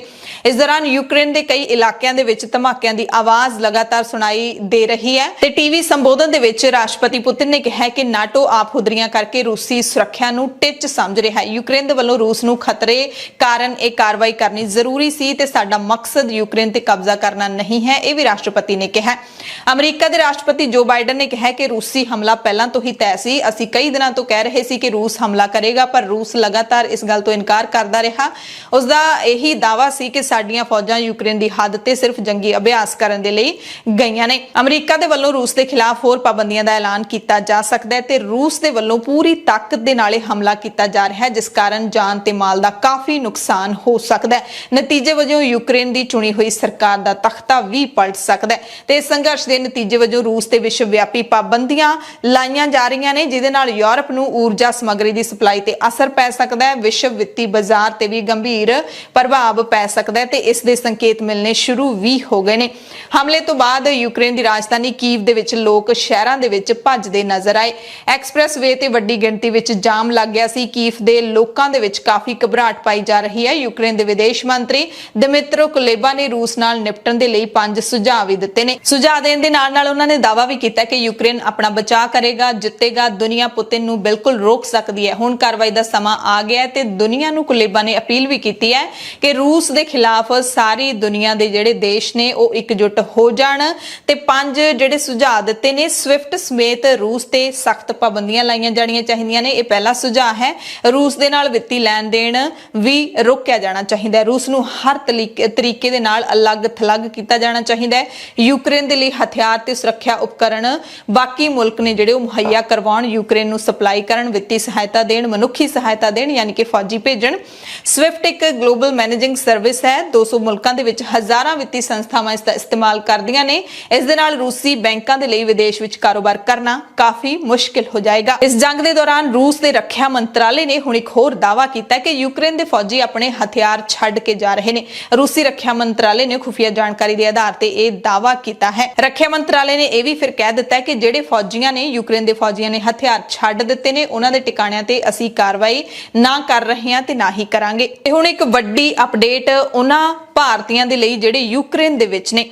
ਯੂਕਰੇਨ ਦੇ ਵਿੱਚ ਭਾਰਤੀ ਸਫਾਰਤਖਾਨੇ ਨੇ ਆਪਣੇ ਨਾਗਰਿਕਾਂ ਨੂੰ ਅਪੀਲ ਕੀਤੀ ਹੈ ਕਿ ਘਬਰਾਓ ਨਾ, ਜਿੱਥੇ ਹੋ ਤੁਸੀਂ ਉੱਥੇ ਹੀ ਰਹੋ। ਸਾਰੇ ਭਾਰਤੀ ਨਾਗਰਿਕ ਜਿਹੜੇ ਯੂਕਰੇਨ ਦੇ ਵਿੱਚ ਰਹਿ ਰਹੇ ਨੇ ਉਹਨਾਂ ਨੂੰ ਕਿਹਾ ਕਿ ਹਾਲਾਤ ਬੇਹੱਦ ਬੇਯਕੀਨੀ ਵਾਲੇ ਨੇ, ਇਸ ਲਈ ਕਿਰਪਾ ਕਰਕੇ ਤੁਸੀਂ ਘਬਰਾਓ ਬਿਲਕੁਲ ਨਾ, ਜਿੱਥੇ ਤੁਸੀਂ ਹੈਗੇ ਹੋ ਉੱਥੇ ਟਿਕੇ ਰਹੋ, ਅਸੀਂ ਜ਼ਰੂਰ ਤੁਹਾਡੀ ਮਦਦ ਕਰਾਂਗੇ। ਸਫਾਰਤਖਾਨੇ ਨੇ ਕੀਵ ਦੀ ਯਾਤਰਾ ਕਰਨ ਵਾਲਿਆਂ ਨੂੰ ਵੀ ਅਸਥਾਈ ਤੌਰ ਤੇ ਤੁਰੰਤ ਆਪੋ ਆਪਣੇ ਸ਼ਹਿਰਾਂ ਦੇ ਵਿੱਚ ਪਰਤਣ ਦੀ ਸਲਾਹ ਦਿੱਤੀ ਹੈ, ਕਿਉਂਕਿ ਹਮਲਾ ਰਾਜਧਾਨੀ ਕੀਵ ਦੇ ਵਿੱਚ ਹੀ ਹਾਲੇ ਹੋਇਆ ਹੈ ਤੇ ਇਹ ਹੋਰ ਸ਼ਹਿਰਾਂ ਦੇ ਵਿੱਚ ਅੱਗੇ ਵੱਧ ਸਕਦਾ ਹੈ। ਪਰ ਇਹ ਵੀ ਤੁਹਾਨੂੰ ਅਪਡੇਟ ਦੇ ਦਿੰਦੇ ਆ ਕਿ ਪਿਛਲੇ ਦਿਨੀ ਲਗਾਤਾਰ ਜਿਹੜੇ ਭਾਰਤੀ ਵਿਦਿਆਰਥੀ, ਖਾਸ ਕਰਕੇ ਪੰਜਾਬ ਤੇ ਹਰਿਆਣਾ ਦੇ ਵਿਦਿਆਰਥੀ ਜਿਹੜੇ ਯੂਕਰੇਨ ਦੇ ਵਿੱਚ ਜ਼ਿਆਦਾਤਰ ਮੈਡੀਕਲ ਦੀ ਪੜ੍ਹਾਈ ਕਰਨ ਦੇ ਲਈ ਜਾਂਦੇ ਨੇ, ਉਹ ਵਾਪਸ ਵੀ ਆ ਰਹੇ ਨੇ। ਮਹਿੰਗੀਆਂ ਟਿਕਟਾਂ ਲੈ ਕੇ ਉਹ ਵਾਪਸ ਆ ਰਹੇ ਨੇ। ਉਹਨਾਂ ਨੇ ਜਿਹੜੀ ਇਹ ਨਾਰਾਜ਼ਗੀ ਵੀ ਜ਼ਾਹਿਰ ਕੀਤੀ ਹੈ ਕਿ ਇੰਡੀਅਨ ਕੌਂਸੂਲੇਟ ਨੇ ਸਾਡੀ ਕੋਈ ਮਦਦ ਨਹੀਂ ਕੀਤੀ। ਭਾਰਤੀ ਸਫਾਰਤਖਾਨਾ ਜਿਹੜਾ ਯੂਕਰੇਨ ਦੇ ਵਿੱਚ ਹੈ ਉਸਨੇ ਕੋਈ ਮਦਦ ਨਹੀਂ ਕੀਤੀ ਤੇ ਹੁਣ ਸਫਾਰਤਖਾਨੇ ਦੀ ਇਸ ਅਪੀਲ ਤੇ ਕਿੰਨੀ ਕੁ ਗੌਰ ਕਰਨਗੇ ਭਾਰਤੀ, ਇਹ ਵੀ ਦੇਖਣ ਵਾਲੀ ਗੱਲ ਹੈ। ਇਸੇ ਦਰਮਿਆਨ ਪੰਜਾਬ ਦੇ ਮੁੱਖ ਮੰਤਰੀ ਚਰਨਜੀਤ ਸਿੰਘ ਚੰਨੀ ਨੇ ਵੀ ਚਿੰਤਾ ਜ਼ਾਹਿਰ ਕੀਤੀ ਹੈ। ਪ੍ਰਧਾਨ ਮੰਤਰੀ ਨਰਿੰਦਰ ਮੋਦੀ ਨੂੰ ਅਪੀਲ ਕੀਤੀ ਹੈ ਕਿ ਯੂਕਰੇਨ ਦੇ ਵਿੱਚ ਫਸੇ ਭਾਰਤੀਆਂ, ਖਾਸ ਕਰਕੇ ਪੰਜਾਬੀਆਂ ਦੀ ਸੁਰੱਖਿਅਤ ਵਾਪਸੀ ਦੇ ਲਈ ਤੁਸੀਂ ਦਖਲ ਜ਼ਰੂਰ ਦਿਓ। ਚੰਨੀ ਨੇ ਟਵੀਟ ਕੀਤਾ ਹੈ ਕਿ ਰੂਸ ਤੇ ਯੂਕਰੇਨ ਦਰਮਿਆਨ ਚੱਲ ਰਹੀ ਜੰਗ ਨੂੰ ਲੈ ਕੇ ਮੈਂ ਚਿੰਤਾ ਦੇ ਵਿੱਚ ਹਾਂ। ਪੰਜਾਬ ਸਮੇਤ ਪੂਰੇ ਭਾਰਤ ਦੇ ਵੱਡੀ ਗਿਣਤੀ ਦੇ ਵਿੱਚ ਵਿਦਿਆਰਥੀ ਯੂਕਰੇਨ ਪੜ੍ਹਦੇ ਨੇ ਤੇ ਵਿਦੇਸ਼ ਮੰਤਰਾਲੇ ਨੇ ਵੀ ਯੂਕਰੇਨ ਵਿੱਚ ਭਾਰਤ ਦੇ ਨਾਗਰਿਕਾਂ ਦੇ ਸਹਾਇਤਾ ਦੇ ਲਈ ਇੱਕ ਫੋਨ ਨੰਬਰ ਜਾਰੀ ਕੀਤਾ ਹੈ। ਇਸ ਦੇ ਨਾਲ ਹੀ ਹਰਿਆਣਾ ਨੇ ਵੀ ਇੱਕ ਸਹਾਇਤਾ ਨੰਬਰ ਜਾਰੀ ਕੀਤਾ ਹੈ। ਹਰਿਆਣਾ ਦੇ ਵਿੱਚ ਫੋਰਨ ਕੋਆਪਰੇਸ਼ਨ ਡਿਪਾਰਟਮੈਂਟ ਦੇ ਰਾਹੀਂ ਇੱਕ ਕੰਟਰੋਲ ਰੂਮ ਸਥਾਪਿਤ ਕੀਤਾ ਗਿਆ ਹੈ। ਇੱਕ WhatsApp ਨੰਬਰ ਜਾਰੀ ਕੀਤਾ ਗਿਆ ਹੈ, ਖਾਸ ਕਰਕੇ ਹਰਿਆਣਾ ਦੇ ਨਾਗਰਿਕ ਜਿਹੜੇ ਯੂਕਰੇਨ ਦੇ ਵਿੱਚ ਫਸੇ ਹੋਏ ਨੇ ਉਹਨਾਂ ਦੇ ਲਈ ਨੰਬਰ ਹੈ 92 123 14 595। ਇੱਕ ਵਾਰੀ ਫੇਰ ਅਸੀਂ ਨੰਬਰ ਦੱਸ ਦਿੰਦੇ ਹਾਂ 92 123 14 595। ਇਹ ਕੰਟਰੋਲ ਰੂਮ ਹੈ, ਹਰਿਆਣਾ ਸਰਕਾਰ ਨੇ ਸਥਾਪਿਤ ਕੀਤਾ ਹੈ। ਇੱਥੇ ਤੁਸੀਂ ਫੋਨ ਕਰ ਸਕਦੇ ਹੋ। ਜਿਹੜੇ ਹਰਿਆਣਾ ਦੇ ਵਿਦਿਆਰਥੀ ਉੱਥੇ ਗਏ ਹੋਏ ਨੇ ਉਹਨਾਂ ਦੇ ਮਾਪੇ ਇੱਥੇ ਫੋਨ ਕਰ ਸਕਦੇ ਨੇ ਤੇ ਹਰਿਆਣਾ ਸਰਕਾਰ ਕਿਵੇਂ ਨਾ ਕਿਵੇਂ ਕਰਕੇ ਤੁਹਾਡੀ ਮਦਦ ਕਰ ਸਕਦੀ ਹੈ। ਇਸ ਦੇ ਨਾਲ ਹੀ ਹਰਿਆਣਾ ਸਰਕਾਰ ਦੀ ਇੱਕ ਈਮੇਲ ਵੀ ਦਿੱਤੀ ਗਈ ਹੈ, contactus@fcd@gmail.com contactus@fcd। ਇਹਦੇ ਵਿੱਚ ਕਿਤੇ ਕੋਈ ਸਪੇਸ ਜਾਂ ਵੱਡਾ ਛੋਟਾ ਅੱਖਰ ਨਹੀਂ ਹੈ, @gmail.com। ਇਸ ਈਮੇਲ ਤੇ ਵੀ ਤੁਸੀਂ ਕੰਟੈਕਟ ਕਰ ਸਕਦੇ ਹੋ। ਤੇ ਯੂਕਰੇਨ ਦੇ ਵਿੱਚ ਫਸੇ ਪੰਜਾਬੀ, ਹਰਿਆਣਵੀ ਤੇ ਸਾਰੇ ਭਾਰਤੀ ਜਿੱਥੇ ਚਿੰਤਾ ਦੇ ਵਿੱਚ ਹਨ, ਉਸੇ ਦਰਮਿਆਨ ਇੱਕ ਹੋਰ ਚਿੰਤਾ ਵਾਲੀ ਖਬਰ ਇਹ ਆ ਜਾਂਦੀ ਹੈ ਕਿ ਰੂਸੀ ਕਾਰਵਾਈ ਤੋਂ ਬਾਅਦ ਭਾਰਤੀਆਂ ਨੂੰ ਲੈਣ ਦੇ ਲਈ ਉੱਡਿਆ ਹਵਾਈ ਜਹਾਜ਼ 에ਅਰ ਇੰਡੀਆ ਦਾ ਉਹ ਰਾਹ ਦੇ ਵਿੱਚੋਂ ਹੀ ਮੁੜ ਗਿਆ ਹੈ। ਵੀਰਵਾਰ ਸਵੇਰੇ 에ਅਰ ਇੰਡੀਆ ਦੀ ਉਡਾਣ ਦਿੱਲੀ ਤੋਂ ਰਵਾਨਾ ਹੋਣ ਤੋਂ ਬਾਅਦ ਯੂਕਰੇਨ ਦੇ ਅਧਿਕਾਰੀਆਂ ਨੇ ਨੋਟਿਸ ਜਾਰੀ ਕੀਤਾ, ਜਿਸ ਵਿੱਚ ਕਿਹਾ ਗਿਆ ਕਿ ਯੂਕਰੇਨ ਦੇ ਅੰਦਰ ਸਿਵਲ 에ਅਰਕ੍ਰਾਫਟ ਦੀਆਂ ਉਡਾਣਾਂ ਬੰਦ ਕਰ ਦਿੱਤੀਆਂ ਗਈਆਂ ਨੇ। ਇਸ ਕਰਕੇ 에ਅਰ ਇੰਡੀਆ ਤੇ ਕੇਂਦਰ ਸਰਕਾਰ ਨੇ ਜਹਾਜ਼ ਨੂੰ ਦਿੱਲੀ ਵਾਪਸ ਬੁਲਾਉਣ ਦਾ ਫੈਸਲਾ ਲਿਆ। ਤੇ ਚਿੰਤਾ ਹੋਰ ਵੀ ਇਸ ਗੱਲ ਦੀ ਹੈ ਕਿ ਹੁਣ ਜਿਹੜੇ ਉੱਥੇ ਯੂਕਰੇਨ ਦੇ ਵਿੱਚ ਸਟੂਡੈਂਟ ਹੈਗੇ ਨੇ ਭਾਰਤ ਦੇ ਤੇ ਹੋਰ ਨਾਗਰਿਕ ਨੇ, ਹਜ਼ਾਰਾਂ ਦੀ ਗਿਣਤੀ ਦੇ ਵਿੱਚ ਨੇ, ਤੇ ਉਹ ਵਾਪਸ ਕਿਵੇਂ ਆਉਣਗੇ ਜੇ ਜਹਾਜ਼ ਨਹੀਂ ਉੱਡਣਗੇ। ਜੰਗ ਵਾਲੇ ਮੁਲਕਾਂ ਦੇ ਨਾਲ ਜੁੜੀ ਇੱਕ ਹੋਰ ਵੱਡੀ ਜਾਣਕਾਰੀ ਇਹ ਹੈ ਕਿ ਯੂਕਰੇਨ ਦੀ ਜਨਤਾ ਹੁਣ ਖੁਦ ਵੀ ਜੰਗ ਲੜੇਗੀ, ਕਿਉਂਕਿ ਯੂਕਰੇਨ ਦੀ ਸਰਕਾਰ ਨੇ ਸੱਦਾ ਦਿੱਤਾ ਹੈ ਆਮ ਲੋਕਾਂ ਨੂੰ ਕਿ ਜਿਹੜੇ ਸਰੀਰਕ ਪੱਖੋਂ ਸਮਰੱਥ ਨੇ ਤੇ ਜਿਹੜੇ ਜੰਗ ਦੇ ਵਿੱਚ ਹਿੱਸਾ ਲੈਣ ਦੀ ਹਿੰਮਤ ਰੱਖਦੇ ਨੇ, ਉਹ ਆ ਕੇ ਸਾਡੇ ਨਾਲ ਸੰਪਰਕ ਕਰਨ। ਯੂਕਰੇਨ ਦੇ ਰੱਖਿਆ ਮੰਤਰੀ ਓਲੈਕਸੀ ਰੇਜ਼ਨੀਕੋਵ ਨੇ ਲੋਕਾਂ ਦੇ ਵਿੱਚ ਐਲਾਨ ਕੀਤਾ ਕਿ ਕੋਈ ਵੀ ਵਿਅਕਤੀ ਜੋ ਹਥਿਆਰ ਰੱਖਣ ਦੇ ਲਈ ਤਿਆਰ ਹੈ, ਸਮਰੱਥ ਹੈ, ਉਹ ਫੌਜਾਂ ਦੇ ਵਿੱਚ ਸ਼ਾਮਿਲ ਹੋ ਸਕਦਾ ਹੈ। ਯੂਕਰੇਨ ਨੇ ਇਹ ਵੀ ਐਲਾਨ ਕੀਤਾ ਹੈ ਕਿ ਅਸੀਂ ਯਾਨੀ ਕਿ ਸਰਕਾਰ ਹਰ ਨਾਗਰਿਕ ਨੂੰ ਹਥਿਆਰ ਦੇਵੇਗੀ ਜੋ ਆਪਣੇ ਦੇਸ਼ ਦੀ ਰੱਖਿਆ ਕਰਨ ਦੇ ਲਈ ਤਿਆਰ ਬਰ ਤਿਆਰ ਹੈ। ਰੂਸ ਦੇ ਯੂਕਰੇਨ ਤੇ ਹੋਏ ਹਮਲੇ ਤੋਂ ਬਾਅਦ ਯੂਰਪ ਦੀਆਂ ਉਡਾਣਾਂ ਵੀ ਪ੍ਰਭਾਵਿਤ ਹੋਈਆਂ ਨੇ। ਫਲਾਈਟ ਟ੍ਰੇਡਰ ਦੀ ਇੱਕ ਤਸਵੀਰ ਦੇ ਰਾਹੀਂ ਦੇਖਿਆ ਜਾ ਸਕਦਾ ਹੈ ਕਿ ਯੂਕਰੇਨ, ਬੇਲਾਰੂਸ ਅਤੇ ਆਸ-ਪਾਸ ਦੇ ਇਲਾਕਿਆਂ ਦਾ ਹਵਾਈ ਇਲਾਕਾ ਖਾਲੀ ਹੈ। ਹਮਲੇ ਤੋਂ ਬਾਅਦ ਯੂਕਰੇਨ ਨੇ ਆਪਣਾ ਹਵਾਈ ਖੇਤਰ ਨਾਗਰਿਕ ਉਡਾਣਾਂ ਦੇ ਲਈ ਬੰਦ ਕਰ ਦਿੱਤਾ ਹੈ ਤੇ ਜੰਗ ਦਾ ਅਸਰ ਭਾਰਤੀ ਸ਼ੇਅਰ ਬਾਜ਼ਾਰ ਤੇ ਵੀ ਪਿਆ ਹੈ। ਸੈਂਸੈਕਸ ਅਤੇ ਨਿਫਟੀ ਨੇ ਗੋਤਾ ਮਾਰਿਆ ਹੈ। BSE ਦਾ 30 ਸ਼ੇਅਰਾਂ ਵਾਲਾ ਸੈਂਸੈਕਸ 2702.15 ਅੰਕ ਡਿੱਗ ਕੇ 54,529.91 ਤੇ ਅਤੇ NSE ਨਿਫਟੀ 815.30 ਅੰਕ ਡਿੱਗ ਕੇ 16,247.95 ਤੇ ਬੰਦ ਹੋਇਆ। ਇਸੇ ਤਰ੍ਹਾਂ ਕੌਮਾਂਤਰੀ ਬਾਜ਼ਾਰ ਦੇ ਵਿੱਚ ਕੱਚੇ ਤੇਲ ਦੀਆਂ ਕੀਮਤਾਂ ਵੱਧ ਗਈਆਂ ਨੇ, $100 ਪ੍ਰਤੀ ਬੈਰਲ ਨੂੰ ਟੱਪ ਗਈਆਂ ਨੇ। ਫੌਜੀ ਕਾਰਵਾਈ ਜਿਵੇਂ ਹੀ ਸ਼ੁਰੂ ਹੋਈ ਰੂਸ ਦੇ ਵੱਲੋਂ ਕੱਚੇ ਤੇਲ ਦੀਆਂ ਕੀਮਤਾਂ ਦੇ ਵਿੱਚ $6 ਪ੍ਰਤੀ ਬੈਰਲ ਦਾ ਵਾਧਾ ਹੋ ਗਿਆ ਤੇ $100 ਪ੍ਰਤੀ ਬੈਰਲ ਤੋਂ ਵੀ ਵੱਧ ਗਿਆ ਹੈ ਹੁਣ ਕੱਚਾ ਤੇਲ। ਜ਼ਾਹਿਰ ਤੌਰ ਤੇ ਜਦੋਂ ਕੌਮਾਂਤਰੀ ਬਾਜ਼ਾਰ ਦੇ ਵਿੱਚ ਕੱਚੇ ਤੇਲ ਦੇ ਭਾਅ ਵੱਧ ਜਾਂਦੇ ਨੇ ਤਾਂ ਸਭ ਤੋਂ ਪਹਿਲਾਂ ਭਾਰਤ ਦੇ ਵਿੱਚ ਪੈਟਰੋਲ ਤੇ ਡੀਜ਼ਲ ਮਹਿੰਗਾ ਹੋ ਜਾਂਦਾ ਹੈ ਤੇ ਹੁਣ ਤੁਸੀਂ ਤਿਆਰ ਹੋ ਜਾਓ, ਤੁਹਾਨੂੰ ਤਾਂ ਜਲਦੀ ਇਹ ਖਬਰ ਮਿਲ ਸਕਦੀ ਹੈ ਕਿ ਭਾਰਤ ਦੇ ਵਿੱਚ ਪੈਟਰੋਲ ਤੇ ਡੀਜ਼ਲ ਦੇ ਭਾਅ ਵਧ ਗਏ ਨੇ, ਜਿਹੜੇ ਕਿ ਪਿਛਲੇ ਕਈ ਮਹੀਨਿਆਂ ਤੋਂ 2-3 ਮਹੀਨਿਆਂ ਤੋਂ ਰੁਕੇ ਹੋਏ ਸੀ ਕਿਉਂਕਿ ਚੋਣਾਂ ਦਾ ਮੌਸਮ ਹੈ। ਦੋਵਾਂ ਮੁਲਕਾਂ ਦੇ ਵਿਚਾਲੇ ਇਸ ਜੰਗ ਦੇ ਦਰਮਿਆਨ ਭਾਰਤ ਨੇ ਅਪੀਲ ਕੀਤੀ ਹੈ ਕਿ ਜੇ ਸ਼ਾਂਤੀ ਲਈ ਤੁਰੰਤ ਕਦਮ ਨਾ ਚੁੱਕੇ ਤਾਂ ਹਾਲਾਤ ਸੰਭਾਲੇ ਨਹੀਂ ਜਾਣਗੇ। ਇਸੇ ਦਰਮਿਆਨ ਸੰਯੁਕਤ ਰਾਸ਼ਟਰ ਦੇ ਜਨਰਲ ਸਕੱਤਰ ਨੇ ਰੂਸ ਨੂੰ ਫੌਜਾਂ ਵਾਪਸ ਸੱਦਣ ਦੀ ਅਪੀਲ ਕੀਤੀ ਹੈ, ਪਰ ਰੂਸ ਦਾ ਜੋ ਰਵੱਈਆ ਹੈ ਅਮਰੀਕਾ ਦੇ ਲਈ, ਨਾਟੋ ਦੇ ਲਈ, ਉਹ ਤਾਂ ਇਹ ਕਹਿ ਰਹੇ ਨੇ ਕਿ ਨਾਨੀ ਯਾਦ ਕਰਵਾ ਦਿਆਂਗੇ ਜੇ ਤੁਸੀਂ ਦਖਲ ਦਿੱਤਾ। ਹੁਣ ਸੰਯੁਕਤ ਰਾਸ਼ਟਰ ਦੀ ਕਿੰਨੀ ਕੁ ਮੰਨਦਾ ਹੈ ਰੂਸ, ਕਿੰਨੀ ਕੁ ਮੰਨਦੇ ਨੇ ਵਲਾਦੀਮੀਰ ਪੁਤਿਨ, ਇਹ ਤਾਂ ਹੁਣ ਆਉਂਦੇ ਦਿਨਾਂ ਦੇ ਵਿੱਚ ਪਤਾ ਲੱਗੇਗਾ। ਪਰ ਅਸੀਂ ਜ਼ਰੂਰ ਅਰਦਾਸ ਕਰਦੇ ਹਾਂ ਕਿ ਜੰਗ ਛੇਤੀ ਖਤਮ ਹੋਵੇ, ਬੇਕਸੂਰ ਬੇਗੁਨਾਹ ਲੋਕਾਂ ਦਾ ਜਿਹੜਾ ਕਤਲੇਆਮ ਹੈ ਉਹ ਬਚ ਜਾਵੇ, ਕਿਉਂਕਿ ਜੰਗ ਹੈ ਜਿਹੜੀ ਉਹ ਭਾਵੇਂ ਸਰਕਾਰਾਂ ਦੇ ਹੱਥ ਦੇ ਕਾਰਨ ਹੁੰਦੀ ਹੈ ਪਰ ਆਮ ਲੋਕਾਂ ਦਾ ਜਿਹੜਾ ਉਹਦੇ ਵਿੱਚ ਬਹੁਤ ਨੁਕਸਾਨ ਹੁੰਦਾ ਹੈ ਤੇ ਜੰਗ ਕਦੇ ਵੀ ਚੰਗੀ ਨਹੀਂ ਹੁੰਦੀ। ਬ੍ਰਿਟਾਨੀਆ ਦੇ ਪ੍ਰਧਾਨ ਮੰਤਰੀ ਬੋਰਿਸ ਜੌਨਸਨ ਨੇ ਕਿਹਾ ਕਿ ਰੂਸ ਦਾ ਯੂਕਰੇਨ ਤੇ ਹਮਲਾ ਇਸ ਮਹਾਦੀਪ ਦੇ ਲਈ ਆਫਤ ਹੈ।